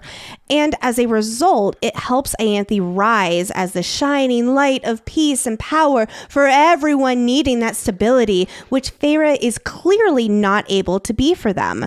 It makes sense that Ianthe is orchestrating this because once Rhys will swoop in, she's like, abort, abort. Maybe she'll know that he'll figure out her ulterior motives, among many other reasons. Oh, I love that. I love that a lot. When Feyre stops walking, quote, and between my skin and bones, something thrummed and pounded, rising and pushing, lashing through my blood. I did not catch this until this deep dive. That is her mating bond, screaming, "This is wrong, this is wrong," to quote myself quoting the Suriel, "Not that one!" Later, when Rhys comes in, this lashing out building under her skin, it goes completely still. Ooh! That's interesting. I guess I always imagined it as a description for her panic attack, but I do think that it does have that double meaning there. Absolutely. Definitely the double meaning, because that does sound like a panic attack for sure. Yes. And then when Rhys does arrive, it's like she says that like it went cold and still, or like frozen or something like that, where it's like, yes, it went quiet, partly because she did just get saved and partly because I think she's just scared shitless. Yeah, that's true. I think that's definitely true. Everything we've gleaned from Feyre since the beginning of this book comes to a head right here, right now as she's walking down the aisle. She is so broken and dark. Her hands are filthy and stained with the blood of those fairies she murdered. She is realizing in this very moment, oh shit, no, she can't go through and try to get this happy ending because there's no such thing for her when she is this shattered and tainted, and a wedding sure as hell won't change it. She thinks how she'll never get free of that dungeon where she spent 3 months. And not even Tamlin extending a hand and saying her name steadies her. If anything, his attempt to convince her to keep going toward him only amplifies her fears. So Feyre's pickle is such. She can't move forward because her body literally will not let her, for among other reasons that we've laid out. She can't, or at least seemingly can't, turn around because people would start talking. So she starts begging in her head, quote, "Help me, save me, please get me out." Yes, this is all in italics. She begins to say, "I begged someone, anyone." She's hoping that Lucien will help her because he's obviously seeing what's going down, or Ianthe will help her, but she just doubles down on trying to make her come up to the altar. You know who she's not expecting help from? Tamlin, because she needs help from him right now. Yikes. But back on my italics shit for a second. she's talking to someone. She is begging someone in her head. We've seen in fantasy stories that when we have a mind-to-mind speak, it is always in italics. Guess what? That's no different here, because in chapter 54, we will learn from Rhys. He was about to get rip-roaring drunk with Cassian, which shouts to that. I love that for them. That was their solution to this, handling this day. Woof. I love Cassian! But Rhysand heard her begging and immediately winnowed to the wedding with no plan. Speaking of which, I do believe this is the moment we've all been waiting for. I always want to sing this SpongeBob song. They're like, da, da, da, da, da, da, da. Side note, that was my husband's entrance song on the day of our wedding, which is perfect for here because a loud noise cracks behind Feyre. It sounds like two boulders being hurled against each other. I love that imagery. And we hear a purred. Hello, Feyre, darling. Welcome back to the chat, Rhysand. I'm so excited. Thank God we can push Tamlin aside. This has been such a tough episode. So happy we're back with him. Only took us 2.5 hours. All right, everybody, let's shake it off. Shake it off. Let's get a little happy. Rhysand is here. Okay, let's keep going. Well, I'm into Claw Watch now because this is one of the Claw Watches that does feel very appropriate. When the ceremony is interrupted by the High Lord of the Night Court, Tamlin's claws come out as he says, "Get the hell out." Then when Rhys will mention how the ceremony does seem to be over, mainly because no one's here and Ianthe is nowhere to be seen, Tamlin's claws ease halfway back into his skin. Honestly, what shocks me the most is that Tamlin's claws do go halfway back into his skin right here. It's also right as he starts to say Rhysand, and Rhysand cuts him off. But I bet you $10 Tamlin was about to start begging, because that does seem to be his MO and his solution to a lot of things. But then when Feyre starts begging Tamlin to do something, what a concept, Tamlin's claws completely retract. And he starts to tell Rhys threats about not hurting Feyre. He gave up so freaking quickly, and the claws are there to represent him giving up, him not fighting back. Even Lucien is like mouth hanging open, gaping at Tamlin like, what are you doing? But we need to talk about why Tamlin would let her go when he's been insanely protective over her. Number one, he fears Rhysand. I think that's pretty obvious. Number two, breaks a bargain. What happens? Death, war, something terrible? Oh, yes, Lexi? We will indeed be discussing the consequences of when you break a bargain in today's Suriel segment, because Lucien explains in ACOWAR that magic will strike Feyre or Tamlin or even someone else that they care about, because magic needs all things in balance. But yes, it does go to show that the consequences of breaking this bargain would be even worse than letting Feyre go with Rhys, which of course to Tamlin and Lucien is really saying something here. Now, what does surprise me with that, though, is that would require Tamlin to think multiple steps ahead rather than just react. And that's not what he's known for. Well, I should give him a little bit more credit, because another thing that I do think he's willing, I think is maybe not the right word, but willing to let her go here, is he knows that he, and by he, I mean Lucien, are actively searching for a cure. So he knows that maybe this will be the only time, or he knows that this is not a permanent solution here. This wedding crashers moment is truly brilliant from Rhysand. As he arrives, he takes the attention away from the fact that Feyre is halted down the aisle. She is feeling stuck. She's denying Tamlin. And to be fair, he does call out her denial, which is in a very prick way. I agree with Feyre when he's basically like, all the guests are left. Ianthe's gone. It sounds like it's over. He's saving Feyre from the humiliation, though, and the fear of walking away from Tamlin down the aisle, yet again making himself the bad guy to save the one he loves. And because we always have to pull moments from chapter 54. It's been so long. It was so long into the episode before we started saying chapter 54. We first want to take a moment and just pull back the curtain as to what Rhys has been enduring the past 3 months. Rhys has spent 3 months convincing himself that Feyre is better off without him. If that's not insight into who Rhys is and his insecurities, I truly don't know what is. But however, because of their mating bond and because of his Daemati powers having easy access to her mental bridge, more on this soon, he knows that she was struggling with nightmares. He knows that she was sad and lonely and having these horrible flashbacks about their time with Amarantha in the same way that he was. But Rhysand heard through the grapevine that Tamlin was going to marry Feyre. Or maybe he heard from her. Maybe he gathered that from her. That was my understanding. That would make more sense. But also it's like it's pretty widely known throughout the course that Tamlin and Feyre are getting married. So yeah. But Rhysand, despite loving this girl, but despite knowing that she's his mate, was not going to do anything because he wanted to let her be happy and because she earned that happiness. Rhys has been living with the, quote, everything I love has a tendency to get taken away from me mindset. This is just another moment for him to fulfill that belief in himself. But then, on the day of Feyre's wedding, like I mentioned, he was planning to get rip-roaring drunk with Cassian. I do wonder how far into the process they were. I'm imagining not very far. But can you imagine if drunk Rhys showed up to this wedding? Like, if he showed up and he was like, Feyre! Oh gosh, now I really wish you had just showed up plastered like, hello, Feyre, darling. That feels like such a Jack Sparrow move. He does actually strike me as someone who, like, he could be the most plastered, blackout drunk in the humanly fairly possible, but he would sober up real quick. Like I could definitely see that too. Yes, he definitely gives me that kind of. Whereas Cassian, I don't think he has that power. I am guessing that he's not drunk because as he winnows to the wedding, we learn this in chapter 54. Quote: "But I felt you again. I felt your panic and despair, and I heard you beg anyone to save you." By the way, that's someone, anyone, same language that Feyre is using here in this wedding scene. Yes. Back to Rhys in 54. Quote: "I lost it. I winnowed to the wedding and barely remembered who I was supposed to be, the part I was supposed to play. All I could see was you in your stupid wedding dress."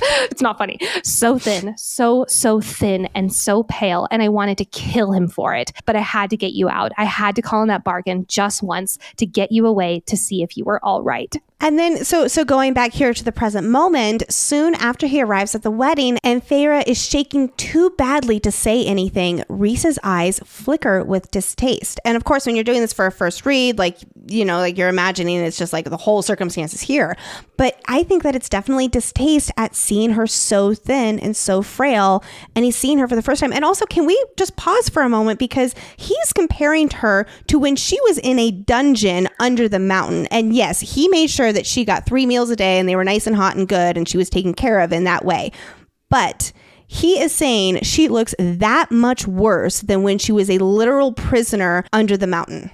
And not to mention, he was drugging her every night, and she was so hungover the next day that she was throwing up every single day. So, like, yes, that is also true. And talk about pale. She was pale now. Like, wasn't she? That just goes to show how bad things are right now. And Feyre is just about as unhappy as can be to see Rhys and be taken away with him. Which, yeah, as we've said, Tamlin hasn't let her do anything, and now he's letting her just be taken away by his enemy. We'll get to why he can't interfere, like we were just saying a few minutes ago in today's Suriel segment. But once again, she is turning to Tamlin for help, and he does nothing. Well, no, actually, I should say he begs. But even Tamlin knows that it's hopeless. So it's kind of like a, shockingly, half-assed begging. What a concept. What a concept. And that is just, it's shocking to Feyre and Lucien. Yeah. But then Rhysand takes her away, and with a rush of darkness, suddenly, quote, "I smelled jasmine first, then saw stars, a sea of stars flickering beyond glowing pillars of moonstone that framed the sweeping view of endless snow-capped mountains." Oh, hello, Night Court. It feels so good to be here. God, we made it. Finally. Oh my God. Only took us 2 hours and 40 minutes. Okay, everybody, we're just going to go. We're going to go sit in the infinity pool. We're not going to talk to anybody. We're just going to bask in the wonderfulness of the Night Court. Thank God we made it finally, only after so many hours of recording. We're finally here. I want to pull out the moonstone pillars because we've heard that phrasing before. When Feyre heard the music in her cell, she imagines flying across this exact house. Now, Rhysand is not the person who sent her those flying images. She was looking to his mind and seeing a memory of him flying amongst this house, but still, I love it.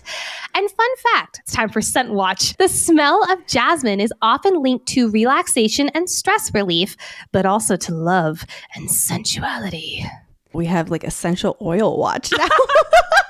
That's better. I like essential oil watch. That's great.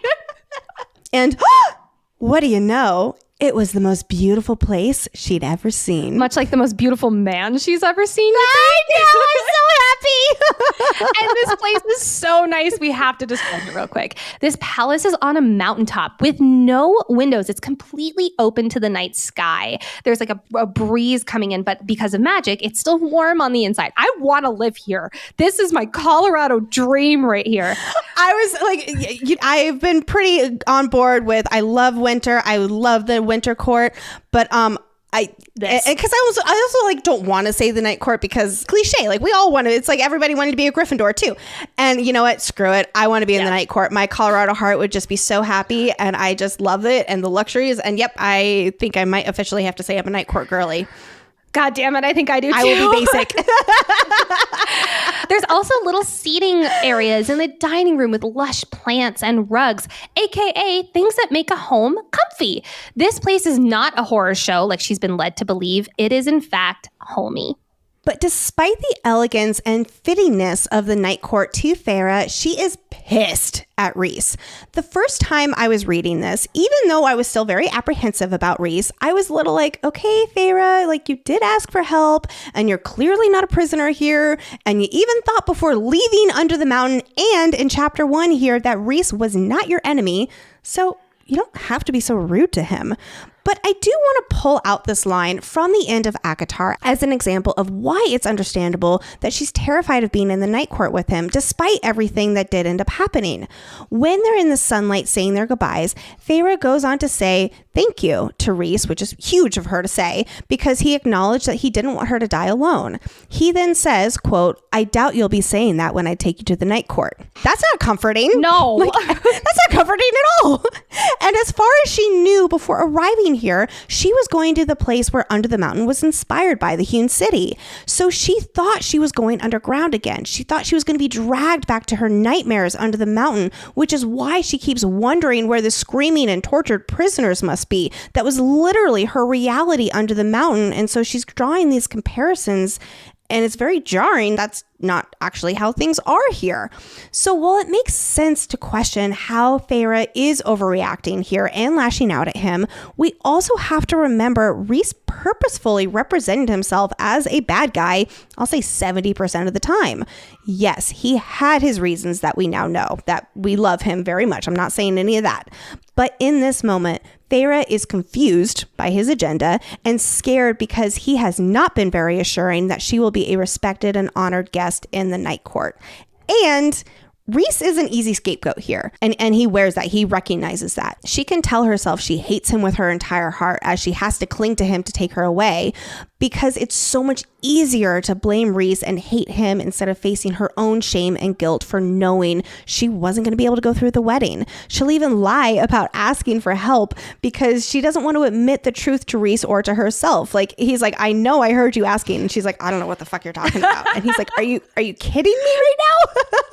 We'll talk a lot more about the perspectives of enemies across our main characters in next week's episode, because it's really fascinating about, depending on the perspective, there's such a different concept of who's an enemy and who's not. And I just absolutely love that in the story. But I just wanted to go ahead and point all of this out right now. And one of the reasons we love this book so much is the banter, and we start to see it ramping up right here. It's not at all surprising that they are talking more than Tamlin and Feyre have talked all book. But Rhysand is also calling out things that is a no talk about on her and Tamlin's list, mentioning how she hurls very long list. Very long list. Rhysand mentions how she's hurling her guts up every single night, how she can't go into her painting room or even see certain colors. He right here is showing how much he knows her in comparison to the person she is literally engaged to. And how much he's wanting to have an open dialogue about it because he cares and is worried about her well-being. Feyre, rightfully so, demands that he get out of her head. And while I know Rhys goes on to explain that he's not always reading her mind on purpose because Feyre essentially shouts to him down the bond, I have to ask you this, Nicole. Do you think it's morally acceptable that Rhys has been reading her thoughts? I'm going to try to put myself in the mindset of someone who's reading chapters 1 through 5 for the first time. Like, we do not have the concept of mates. We do not know where their story goes, so on and so forth. We'll later learn how the bond works in the stretch of chapters. I think it's explained in a way that makes it as morally acceptable as it can be. Yes. To be honest, I don't think it raised any flags for me on the first round. Do I understand? Like, I'm trying to put myself in Feyre's shoes. Like, if I was her, if I was in this situation, would I feel like it was an intrusion? Yeah, I probably would.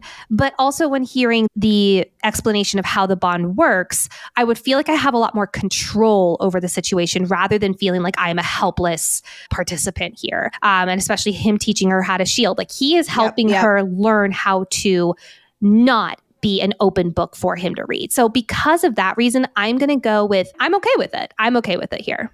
But I also realize that might not be everyone's point of view, and that's okay. I think it goes right back to even what he was doing under the mountain. Totally different scenario, but he had his reasons. And again, he is a morally great character. So you very well might not agree with the actions, even if you do understand and appreciate his reasons. So I think that definitely applies to this as well, where it's like when it is on purpose, he's doing it not as a intrusive or wanting to invade her privacy, but it is he has to check in on her because he cares about her so much. And he also knows that she's stubborn enough where she's not ever going to talk about this with him. So he has to bring it up with her. And how does he know what to bring up? Well, he reads her thoughts. And also, of course, she shouts down the bond. Yeah. But I agree with you about shielding, where it's like he turns it around on her, where it's like, if you want to have control of the situation, then get control of the situation. Yeah. And again, it's giving her a goal and it's giving her a purpose, which we'll talk so much about next episode. Do I agree with the actual actions themselves? Not necessarily, but do I agree with the reasons behind it and the whole context of it? Yes, absolutely. And that's what made me not really raise any eyebrows here. Of course, we have to mention the shoe throw. I love that Feyre is demonstrating her considerable strength right off the bat. She's showing her hand without realizing that she is. And Rhys is pissed. He's in a bad mood today because, they both are. Oh, side note, I love the language intertwining the two of them. Good. That makes two of us.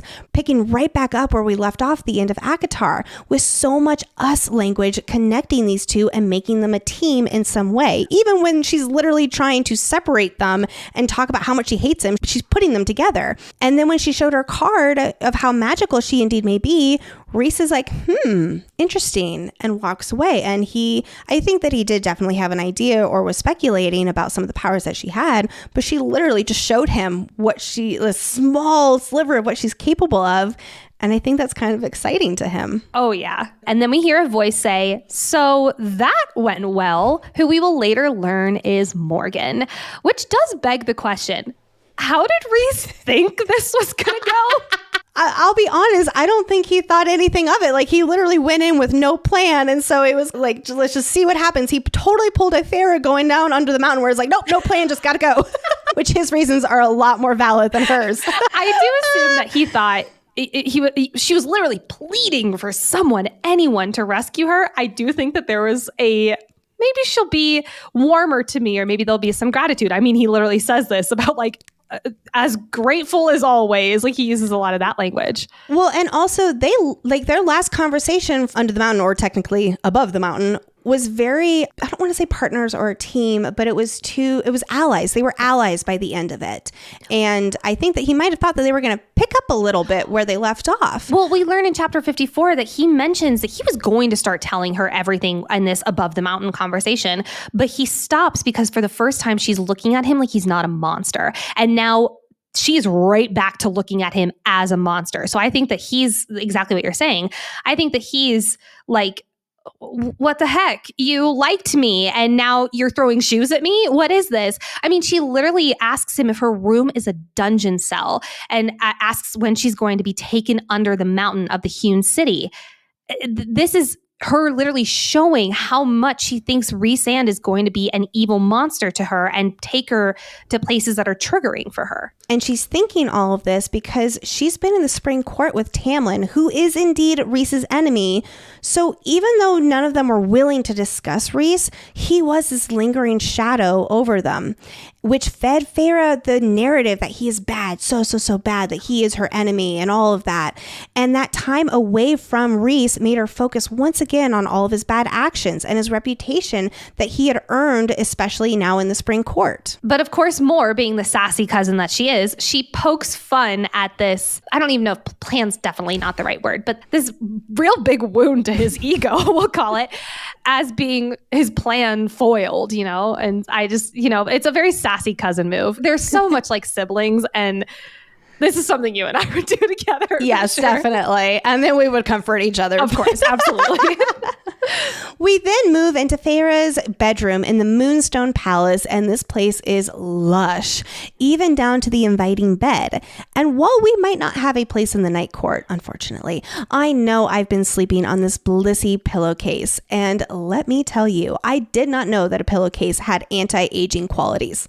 I know, right? I'm serious here, because Blissey's pillowcases keep your hair and skin moisturized. The secret is Blissey's award-winning 100% mulberry silk material. It reduces frizz, tangles, and prevents breakage. That's why it keeps the moisture in your hair, and it keeps your skincare products and natural moisturizer on your skin, while cotton literally absorbs it off your face. So say goodbye to wrinkles, dry, flaky, and red skin in the morning, and wake up with healthier and shinier hair. I love my Blissey pillowcase, and trust me, there are a lot of dupes out there that claim to be satin or have alternative to silk, but it is simply not the case. Satin is made from synthetic fibers like polyester, while silk is a luxurious all-natural fiber. Silk is more breathable, moisture-wickening, and gentle. Also more durable and long-lasting. Think of it as an investment in getting better sleep and waking up feeling ready to take on the day. Everybody loves Blissey. They have a ton of different prints and colors, and they make great gifts because there's an option for literally anyone. Hey, husbands love them too. They have over 1 million raving fans, and you could be the next one. Try now risk-free for 60 nights at blissey.com/FFGpod and get an additional 30% off. That's BLISSY.com/FFGPOD and use code FFG Pod to get an additional 30% off. Your skin and hair will thank you. Just like the night court turned out to be the most beautiful place, Feyre is shocked that her bedroom is a dream. Also love the dream language, night, haha, but However, that doesn't stop Feyre's hunting and survival instinct coming back into play. When she enters the room, despite it being a dream, she begins to learn the exits and entrances and looks for places to hide. This is exactly what she did on her first night in the spring court. But unlike the spring court, Feyre does not lock her door here. She says it's because she knows it wouldn't do anything against Rhys, but I personally think it's because her subconscious knows she doesn't need to lock the door here, that she is safe. Lexi, we need to take a moment for the infinity pool bath. I know. Because you, Feyre, and I all have very aligned priorities. I want this so badly in my home. Fun fact, actually, really quick side note, this is the room, or at least a very similar room we can imagine, that Nesta will go into after her run-in with a Kelpie, and she will be stepping out of this very bath when she and Cassian fuck for the first time. So my husband and I are still planning our someday honeymoon, 5 years later. And we really want to go to Bali. And I love looking at all the house options. And literally the driving factor is, does it have an infinity bathtub? Like, I need the bath, or more like a pool. Excuse me, not a bathtub, but a pool. I want the infinity pool. And when I read this, all I can think of is someday I will go and have it. I had my first pool day of the season yesterday, and it was not on the side of a mountain, and it was not of an infinity pool. But you know what? It still did the trick and made me feel very happy. This room is also completely windowless, just like the other areas of the house. And Feyre describes it as, quote, open, airy, plush, calm. Open, the antithesis to Under the Mountain. Yes, this would be quite jarring, and this would be a dream because of everything she's heard in regard to Amarantha modeling Under the Mountain after the night court. And this could not be more opposite. Exactly. And it's also what Feyre didn't even realize she desperately needed. She describes the space as calm, not quiet like the spring court manor, but calm. There's a big distinction there. But enough about this room, I guess, because it's time to get back to, oh yeah, this was supposed to be her wedding day. Feyre mentions how Tamlin had seen the hesitation in her, but wasn't sure if he actually knew she was going to say no. Look, I know this is Tamlin, And I know he is not exactly the best at reading Feyre's expressions, needs, or wants, but she was looking pleadingly at Lucian. She was looking pleadingly at Ianthe. She was backing away from Tamlin before Rhys arrived. I would hope that this High Lord of the Spring Court is smart enough to at least guess that she was going to say no. Well, guess what? We're never going to know because they literally don't talk about it when she returns. Feyre mentions how she wants to tell him that they need to push the wedding back, waiting until the mating bond snapped into place for her and Tamlin, waiting for him to face the nightmares of his own horrors from under the mountain, waiting for him to realize his hyper protection isn't going to cut it for a marriage. This is her realizing that, oh my God, a wedding won't actually fix all of my problems with my boyfriend or with my fiance. She wants to be sure before entering into a marriage. Go, girl, yes. Whereas before, yes, she agreed to marry Tamlin, but like she said to Lucian, she didn't want to marry the High Lord of Spring. But she's now beginning to come to terms of needing to know that, oh shit, I actually need to make sure that I want that life too. And I'm so proud of her. And it's not surprising that it did literally take her being taken to the opposite end of their island of Prythian for her to really have that wake-up call. I also want to point out the new language choices here, especially given what it was like in the Spring Court earlier that day. About her clothes in the Night Court. They're soft, warm, and comfortable. The bed is big, fluffy, smooth, and welcoming. It's so obvious on a reread, especially the stark differences in the language choices. Nuala and Caradwyn are indeed back, but this time they are fully corporeal. I find it interesting that they leave Feyre to bathe and dress in private after for 3 months, or the better part of 3 months, literally painting Feyre's naked body, showing her that in this moment now in the Night Court, she's safer here. She has things like privacy and boundaries. It shows even more of that difference between Under the Mountain and here. Rhys is working on rebuilding her trust, and that extends to every facet to help her reform an opinion of him, his court, and his agenda. And at breakfast with Rhys, Feyre asks the all-important question, will you fuck me? Sorry, no. Well, so she has several questions, and I do love this first one here. Like, why is it not always night here? Fair question. I love that Rhys explains the solar courts adhere to the laws of nature, tying right back to Feyre's preferences of seasons and the laws of nature as early as her first impression of the Spring Court. It was like chapter 5 or 6 in ACOTAR. Another little thing we learn here that I want to call out. If the magic of the seasonal courts are linked to the High Lords, which is the purpose of the Great Rite, remember, the solar courts are symbolic. That must mean these solar courts don't have their own version of the Great Rite, I think. Lucian does say all 7 courts do this, but I'm going to say I think he's wrong if you look at the magical necessities of having a Great Rite and how that gives back into the land and how it's tied there to the High Lord. Well, hey, that's only applicable to the seasonal courts. I love it when you get in your lore, like, this is how the lore works, and I'm naming it, and it's how it works, and that's canon. I love it when you get into that. So she does ask, how does the bargain bond work? Air quotes, major air quotes around the word bargain, because we actually do learn that it does start their, mind-to-mind bond, but it really is the mating bond that is this bridge between these two souls. And also, of course, their Daemati powers. But let's walk through his answer, shall we? The bond is like a bridge between Feyre and Rhys, with each other on the opposite ends of this bridge with a door blocking them. Before, when Feyre was human, her door was wide open and Rhys could just stroll across the bridge and through her door into her mind. But now as High Fae, sometimes she has her door closed. Sometimes when her emotions are strong, the door completely vanishes and he can walk through. This is when he's checking on her, making sure that she's okay because she's feeling these really intense emotions. And he's like, you good? The answer is no, she's not good. And sometimes the door is wide open, but she's standing at the edge of the door, shouting across the bridge down to Rhys's door. I love the door and the bridge imagery that SJM painted for us here, because to be honest, we needed that as listeners. And I do think that is something that is really important in stories where we do have this mind-to-mind connection. We need to know how it works. I also love that, Feyre used to be human. She almost used to be like us readers. And now that she's High Fae, Rhys has to explain things to her like explaining something to a human because she did used to be human, and it's explaining it to us readers as well there so that we can all understand these powers that the High Fae do have. Totally. And with that, friends, we'll get into Feyre's learning to read next episode. We're so excited to start covering all of that. We had to include chapter 5 in this one to have some kind of fun. Oh God, I hate how true that is. Next episode's going to be great. I can't wait. While we've already highlighted plenty of foreshadowing moments, let's turn our full attention to the foreshadowing for the rest of this book and beyond in the series. In these early chapters, we see how the night sky brings Feyre comfort in her dark moments. She's puking over the porcelain throne and going to the cracked window where she can see the night sky, feel a breeze caress her sweaty face to help her center herself and remind herself that this is real, that she survived Amarantha.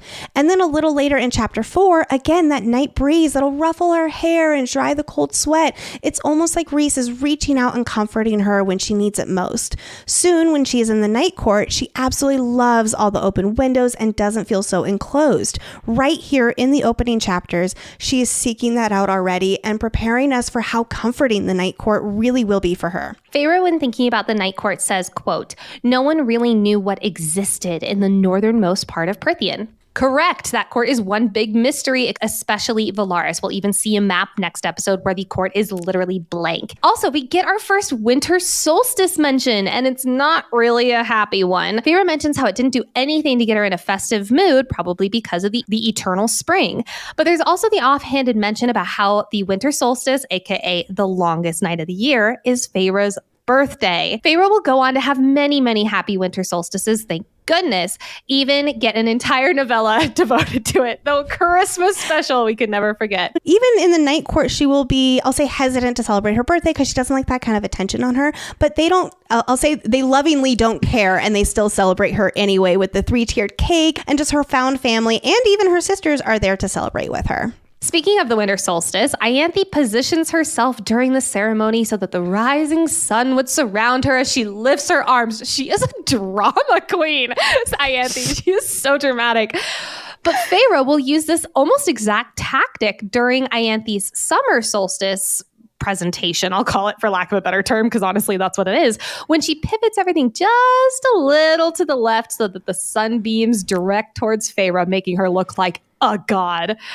Shouts to the "I'm not a woman, I'm a god" song on the playlist. It's one of my favorites. Ianthe also brings up Lucien and begins to talk about his sex life with Feyre. Ugh, that was icky. We will sadly learn that when Tamlin is too distraught by Feyre leaving, that he uses Lucien, again, as collateral damage to fuck Ianthe and perform the Calamai rite, much to Lucien's disgust and Ianthe's victory. It really is painful right now to see Feyre's naiveness with the whole situation. She had even asked Lucien if Ianthe set her sights on him, and he snarled softly. And Feyre speculates how their union, oh boy, would be very powerful. Plus, she's making excuses for why Lucien isn't showing interest when it's for a much darker reason. I'm not going to blame Feyre here because she truly doesn't know the real situation, but that's not a good look. Bad look in hindsight. Yeah. Feyre thinks, quote, "I wasn't Tamlin's mate. As far as I knew, there was no mating bond between us yet." Haha! She assumes, or maybe hopes, that the mating bond will snap into place to prove that they're truly meant for each other and that they're equals. But obviously, they're not mates. Shocking, I know. She isn't his equal, and though she won't realize that she is Rhys's mate for many, many, many more pages, the mating bond has indeed snapped into place with someone else. No wonder things feel so yucky with Tamlin. Not to mention, many readers read this section of the book and thought that it was Tamlin also saying, "Oh, let's just wait until the mating bond snaps into place." However, that is a common misconception, because here we never hear from Tamlin about, "Oh, well, you know, you're my mate. We're just going to wait for it to snap into place." It's always from Feyre's assumption. Feyre mentions that Lucien's skin is a sun-kissed gold, just more and more priming us for the future reveal of his true parentage.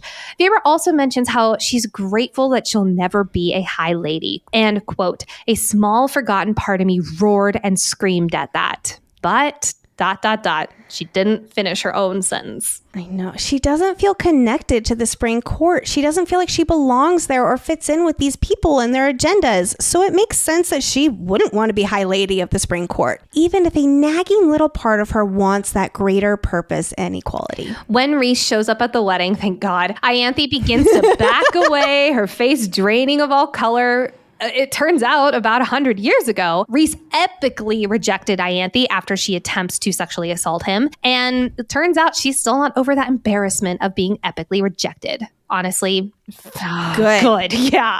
God, I hate you so much, Ianthe. She might be one of the most like unexpected, like purely hated characters from the series, because I didn't think I'd hate her as much as I do. But she's like a Dolores Umbridge, where it's like, I hate you so much. Oh, well, and then it also like it was like the first read kind of went over my head when the King of Highburn explains that she had her whole agenda and motives this early on.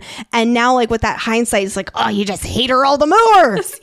And of course, chapter 5 ends with Rhys saying to Feyre that he wants her to learn how to read while she's here for the week in the night court. Well, yes, this is a useful skill, but Rhysand, of course, has ulterior motives up his sleeve. Not saying that he does not also want his mate to like learn this extremely useful skill, because he does want her to have a well-rounded education. And get that security that she's very insecure about her illiteracy. And he's like, then let's do something about it. I love Rhys's motives here. I love it. I love that so much. And he also knows that she needs a goal. Like he knows too, like we do, that she is a goal-oriented person. And I can't wait to talk about all of that next episode. Oh my gosh. But Rhys's ulterior motive here is actually wanting her to learn how to read, because it is only those who are made who can read the Book of Breathing's instructions in order to nullify the cauldron. I'm not talking about translating the Book of Breathings. I'm talking about reading out what Ammon writes for her at the very end when Feyre epically fails at the King of Highburn. But we're not there yet. Alrighty, friends. Every episode, Lexi will sip some tea with the Suriel and walk us through a world-building topic to better understand this world and the people in it. What's our topic today, Lexi? Our first ACOMAF episode's Suriel topic is bargains. Bargains, and specifically Feyre and Rhys's bargain, play a big role in part 1 of this book and will continue to be prominent throughout the series. So let's hit the ground running with everything we know about bargains in the ACOTAR world. Let's start with the basics. What are bargains in the ACOTAR world? Bargains are an old and strange magic which create a magically binding agreement that demands collection when called upon. We see several variations of bargains throughout the series. For instance, we have the Night Court bargains, where the magically binding bargain is permanently tattooed onto you. Some bargain tattoos show up on both individuals, while with others, it only shows up on one. This is either an author oversight, like where is Rhys's matching tattoo from his bargain with Feyre, or it represents the power dynamic within the bargain. Rhys has the upper hand on what Feyre has to do for him, so she's the only one who gets the tattoo. That's just one example. While they do, however, get matching bargain tattoos when they agree to die together. However, this isn't consistent with Nesta and Cassian's matching tattoos, which is more similar to the I'll heal you if you spend a week in the night court with me every month kind of vibe. Nesta and Cassian's bargain, remember, is when Nesta agrees to train if he owes her a favor to be called in any time. Overall, when the bargain is fulfilled, the tattoo disappears. So it's only permanent until it is fulfilled. And then we have bargains like what Amarantha and Feyre agreed to under the mountain, where yes, it is still magically binding, but Amarantha leaned on a loophole of her own making when she refused to free Feyre instantaneously after Feyre beat her 3 trials. This lack of clarity with the bargain is why she was able to refuse to free Feyre, Tamlin, and the Spring Court. On the other hand, the bargain regarding the riddle and being freed instantaneously kicked into action the moment Feyre answered the riddle correctly. Note that Feyre did not get a tattoo from Amarantha's magically binding bargains because that is strictly a Night Court side effect. Feyre did feel magic sizzle in the air between the two of them, though. I love the idea that the other courts have their own version of a bargain imprinted on them, but that's pure speculation. I should note that Feyre and Tamlin made several bargains in Book 1, however, they weren't magically binding. Despite what we see between Feyre and Rhys, bargains do not grant the involved a mind-to-mind connection. All this emphasis we get on Feyre and Rhys's bargain bond is actually masking their mating bond that has snapped into place. Is there still something to this bargain bond, though. Yes, we see that in Thera's second and third trials under the mountain, but I'm willing to bet that was more Rhys using his Damati skills in a unique way than the bargain itself, because we don't see that same kind of, I'll say, communication with the tattooed bargain any other time. We do get Thera talking to, I'll say, the monsters during the big battle, but I think that is her using her Damati skills, not necessarily the mind-to-mind bond through any kind of bargain that they made. Plus, in ACOMAF now, Thera is a Damati too, even though she doesn't realize it yet. So their mind-to-mind connection bond is extremely powerful, even for mates. For instance, Cassian and Nesta, while they are mates, they do not have that same mind-to-mind communication within their bond because they are not Damati. Most people, I'll say outside of the Night Court, really do avoid bargains unless it is absolutely necessary. Even the scholars at the Day Court don't understand how bargains truly work. Focusing again on the Night Court bargains, what chooses the tattoo design of a bargain? The magic of the bargain chooses the design. Let's take Rhys and Thera's bargain tattoo, from book 1, for example. The eye is feline and is almost alive in its own way.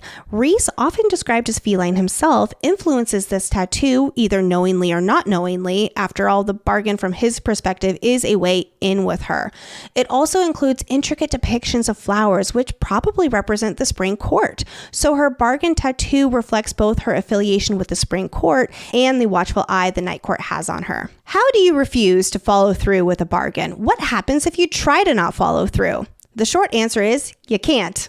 I imagine the exact nature of how you're unable to defy the bargain depends on the bargain. For instance, when Cassian tries to disobey the bargain between him and Nesta, he physically can't, no matter how much he fights against it. And it feels like his bargain tattoo is burning him as well. If you try to not follow through with your end of the bargain, magic will strike you. Like with Thera and Rhys's 1 week bargain, Tamlin knows the consequences would be bad and put Thera in greater risk than going with Rhysand, which again says a lot. That's why he reluctantly agrees to let Thera uphold her end of the bargain. Lucian will explain it in reference to Tamlin as, quote, "It will claim his own powers, maybe kill him. Magic is all about balance. It's why he couldn't interfere Thera's bargain with Rhysand. Even the person who tries to sever the bargain faces consequences. If Tamlin had kept Thera here in the Spring Court, the magic that bound Thera to Rhys might have come to claim Tamlin's life as payment for Thera's, or the life of someone else that he cared about, maybe like Lucian." It would be Lucian, let's be real. It would be Lucian, yes. Lucian. So we know that you can't defy a bargain. Is there a way out of one? The answer is yes, but it is very difficult. In Rhys and Thera's bargain with 1 week in the Night Court, it's clear Rhys is capable of avoiding it. He even admits how he originally planned to free her of it after 1 week, but no one else is able to break the bargain. So I'll assume, because he is the bargain owner, so to speak, he's the only one with the power to null it. Well, almost no one else can, because you see, while not even Helian's Spellcleaver can help Tamlin break the bargain, the King of Hybern is indeed powerful enough to do this very difficult task. Plus, he's able to leverage the Cauldron's powers, and he has his unholy spellbook. Bottom line, he's an extra powerful motherfucker, and therefore is capable of breaking the bargain, which he will do. But he also thinks he's breaking their mating bond. When the King of Hybern breaks the bargain bond, Thera feels like she's dying and being shredded apart as pain tears through her left arm, where the bargain tattoo is, as well as on her chest, which I'm going to assume is where her mating bond source is, even though the king can't actually break that. She'll describe the void of the bargain feeling like a wasteland within her mind, with their bond concealed beneath it. So again, yeah, there is that intertwining there, but ultimately the mating bond is so powerful, it absolutely cannot be broken, while the bargain bond is that surface level there, I'll say, like layered over the mating bond as far as, layers go here. I'll be honest, I was working on a list of all the bargains made throughout the series and their accompanying tattoos, but it became surprisingly long. There are a lot of bargains that happen in this series, so I am going to save that rundown for another time and conclude here. We do have 5 books worth of Suriel topics to fill. So I think, oh my God. Thank you, Lexi, as always. That was so good. Let us round out our ACOMAF coverage with our Fae-vorite moments. After Fae-vorite is done retching, this, believe it or not, is a favorite moment, she leans against the wall and stares at the night sky, something that is comforting to her. And her next thought is, real. This was real. Of course, I think of Hunger Games, real, not real. Anytime I see real period on the page, it feels very Katniss and Peeta. But this is also showing how grounding of a presence the night sky is for her. We get a Children of the Blessed mention, sort of kind of connected to Ianthe. Remember back in our ACOTAR episode 1, woohoo, how we theorized that Ianthe, or at minimal the High Priestesses, are leaders of the Children of the Blessed. And here we get some supporting evidence that we had pulled to support this theory. And it is how Ianthe wears bracelets like what the children wore. And, quote, if it had been a priestess like Ianthe who had spread such nonsense among the humans. That also, is canon in my head, by the way. Right, it's totally canon in my head. Separately, Ianthe will say that this union, meaning the marriage, is Cauldron blessed, and that their survival of the horrors under the mountain proves it. She's, of course, talking about Tamlin and Thera, but I love the double meaning because, yes, Thera and Rhys's experience under the mountain did prove their union, and literally the next sentence on the page is Thera looking at her tattoos. Boom! There he is. That's literally what I wrote in my annotations. Boom! There he is. I just love it so much. The quote, "There's no such thing as a high lady" conversation is a perfect mirror to the cliffhanger end of this book, shocking all of us to learn that her and Rhys went to swear her in as High Lady the night before they went off to Hybern. She will end this book as High Lady in the Spring Court, just not High Lady of the Spring Court. I love that. Another favorite moment of mine is just everything around Alice. Everything. Like, we only have a short time with Alice now. She is the freaking best. She's like low-key just one of the best characters. She really is. But specifically, I love this moment where she looks at Feyre and she goes, "You sound like you're going to your funeral." And I mean, she's not wrong. Alice always knows. She is Lisa from marketing, who has every eye. She knows everything on the company. She sees everyone and all their shit. I love her. That's a shouts to our ACOTAR deep dive. If that doesn't get you to listen to it, I don't know what will. Then when Feyre plasters a grin to her face after hearing this from Alice, Alice rolls her eyes and tells her it'll be over soon. Not what you want to say to someone on their wedding day. Also, just total side note about Alice. She makes a comment about how Feyre is fidgeting more than her nephew does during a haircut.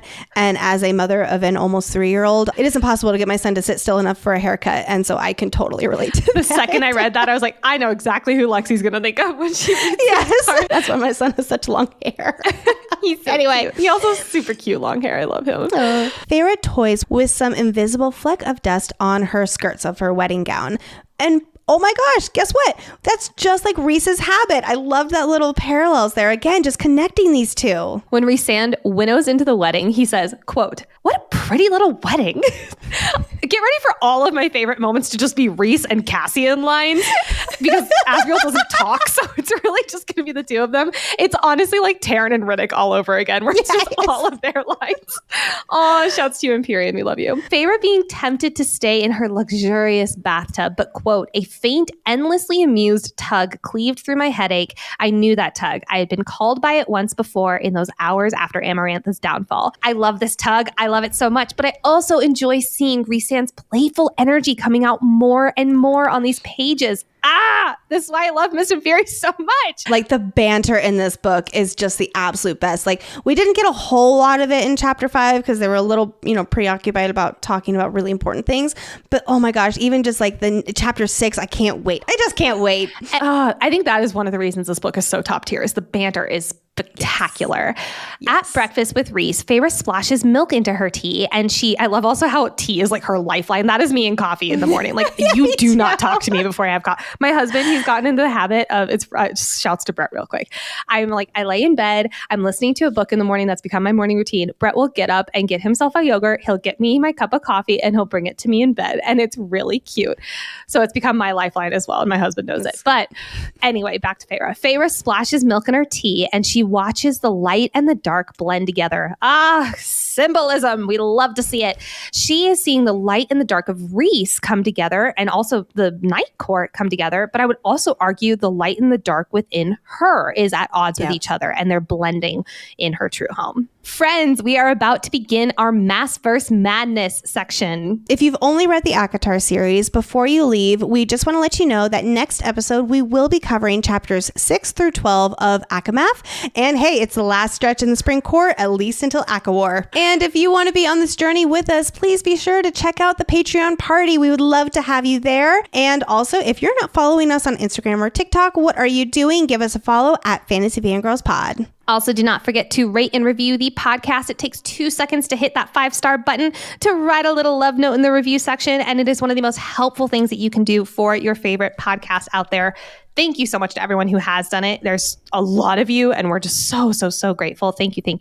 And last but not... more than 9,000. 9,000 5-star reviews. Oh my God. I know, it's crazy. I want to go back to episode 1 of Fourth Wing, you and I, where we were freaking out of, or that first episode where things started taking off, and just tell us. And it's, oh my God, just shout to everyone who's been with us. Thank you so much. We love you. Speaking of things that you can do to help the show, though, sharing with your fellow ACOTAR friends is one of the best things you can do to support the show. We are now going to enter our Maasverse Madness segment of the episode, where we call out series crossover references and discuss theories. It's a short one for today, and just to be conservative, we are giving a blanket spoiler for all of Throne of Glass, as well as all of Crescent City, especially Crescent City 3. I will really plug that in here, okay? So if you don't want spoilers for these books, we are lovingly saying goodbye, and we will see you again soon. The priestesses, now that we have them in our story, I want to call out the priestesses in the 3 worlds of the Maasverse. They're occasionally mentioned in the Throne of Glass, more of just a part of the world, a part of the society. But there is an important moment when Aelin, she's going by Selena at the time, in Heir of Fire, realizes where the 3rd word key is. Quote, "It had been around her neck the night that she fell into the river, and around the neck of every one of her ancestors going back to Brandon himself, when he stopped at the sun goddess's temple to take the medallion from Mala High Priestess, and then destroyed the entire site to prevent anyone from tracing his steps." Priestesses are also mentioned in Assassin's Blade during the short story of when Selena is heading to the desert to train as a punishment from Erebin. There's mentioned a white-haired priestess in this stretch who worshipped Lani, the goddess of dreams. White-haired, I automatically relate it to Rowan, so I have some questions there, but that's for Throne of Glass deep dive. That's for an Assassin's Blade deep dive. Some noticeable priestesses in the Crescent City world are obviously Jessica Roga. She was the priestess of the Great Library of Parthos, and she was present when the library was attacked 15,000 years prior to the beginning of our story. This is when she takes all the books, she hops on a ship, and then for 15,000 years, she's just basically the garter of knowledge and an awesome bitch. I love Jessica. R.I.P. my girl. You shouldn't have died. I'm pissed about it. Separately from our high priestesses, though, Tamlin mentions how there's never been a high lady, but that's technically actually not true. During our download with Celine from Crescent City 3 Under the Prison, she mentions how the High Lord of the Night Court at the time was wanting her, Celine, to become High Lady of the Night Court, but she refused. However, it's stated as, quote, "He wanted me to be High Lady as the other lords' mates were, but I refused." So technically there were High Ladies just 15,000 years ago. Interesting. Speaking of Tamlin, we get another connection between Tamlin and a stag. So let's pull out the significant stags in the other universes. Every mention of a stag in the entire ACOTAR series, but one, is in reference to Tamlin. So I really do think of Tamlin very closely connected to the stags. Yeah. In Throne of Glass, the Lord of the North appears as a huge white stag with flaming antlers and an immortal glow. He is the symbol of Terrasen and lives in the oak-walled forest and is considered a beacon of hope. What does Tamlin have to hunt and kill on Calamai? A great white stag. And then Tamlin, he's also a shapeshifter. And Lydia from Crescent City shifts into a deer. While we're talking about shapeshifters, we have to give Lysandra from Throne of Glass a huge shout out there. She is also a very rare shapeshifter. I believe that the stag connection between these worlds, plus Tamlin's shapeshifting power, it's a small link to a much greater interconnection. And I'm so excited to dive more into that later on. There are some people who wonder if Tamlin is from the Throne of Glass world. However, the iron is what makes me think no, he's not. Because in Throne of Glass, the Fae, who are all shapeshifters, yes, but they all have one animal form that they transform into. Like, for instance, Aelin, her animal form is a human. Rowan's is a bird form. You know, Fenris, we have a dog. Is it a hawk? I know she just calls him Fluffy or Feathers or whatever it is, and it's perfect. Ruffled or something like that. God, I love their connection. But because Tamlin is able to shapeshift into anything, much more Lysandra, I would say that he's much more connected to the Lysandra form of magic. But because of the iron thing, I don't think that he's from that world necessarily. I don't think he personally is from that world, but I could definitely see. Well, no, because now we're getting really crazy here, because there's the Tog phase, and then there are the Akatar phase, and then Crescent City is where they all come together. Yes. So let's pull ourselves out of that rabbit hole right now. So I don't think that there is I'll say a direct correlation or a direct connection between him specifically and any of these other worlds. But I do think that there is some symbolism here that does link all of those together, and his shapeshifting as well as the stag are among those. Absolutely. Friends, 4 hours of recording later, that's it. Welcome to ACOMAF, everybody. Next episode, we will be covering chapters 6 through 12 of A Court of Mist and Fury. We're so excited. We're finally getting kind of out of Tamlin. We focused a lot on Tamlin today so that we can really focus on the more fun stuff next episode.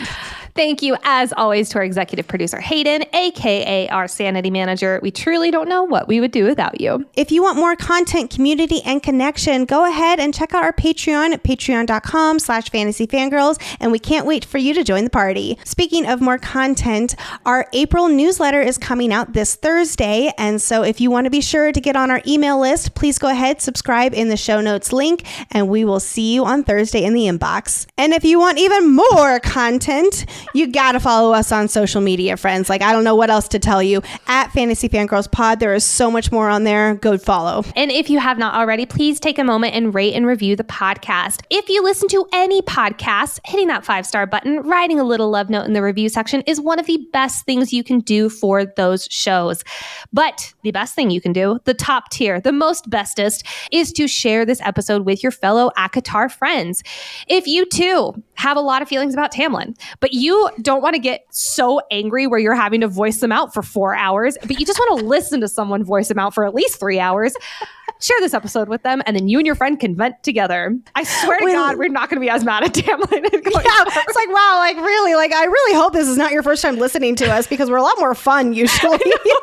Friends, that's it for today's episode. Thank you so much for listening. Bye. Bye. And let's the professional party panther. Well, kind of professional party planner. It's our vocal warm up right there. Good Lord. Now's as good as a time. There we go. Now's a good time to call in the bargain.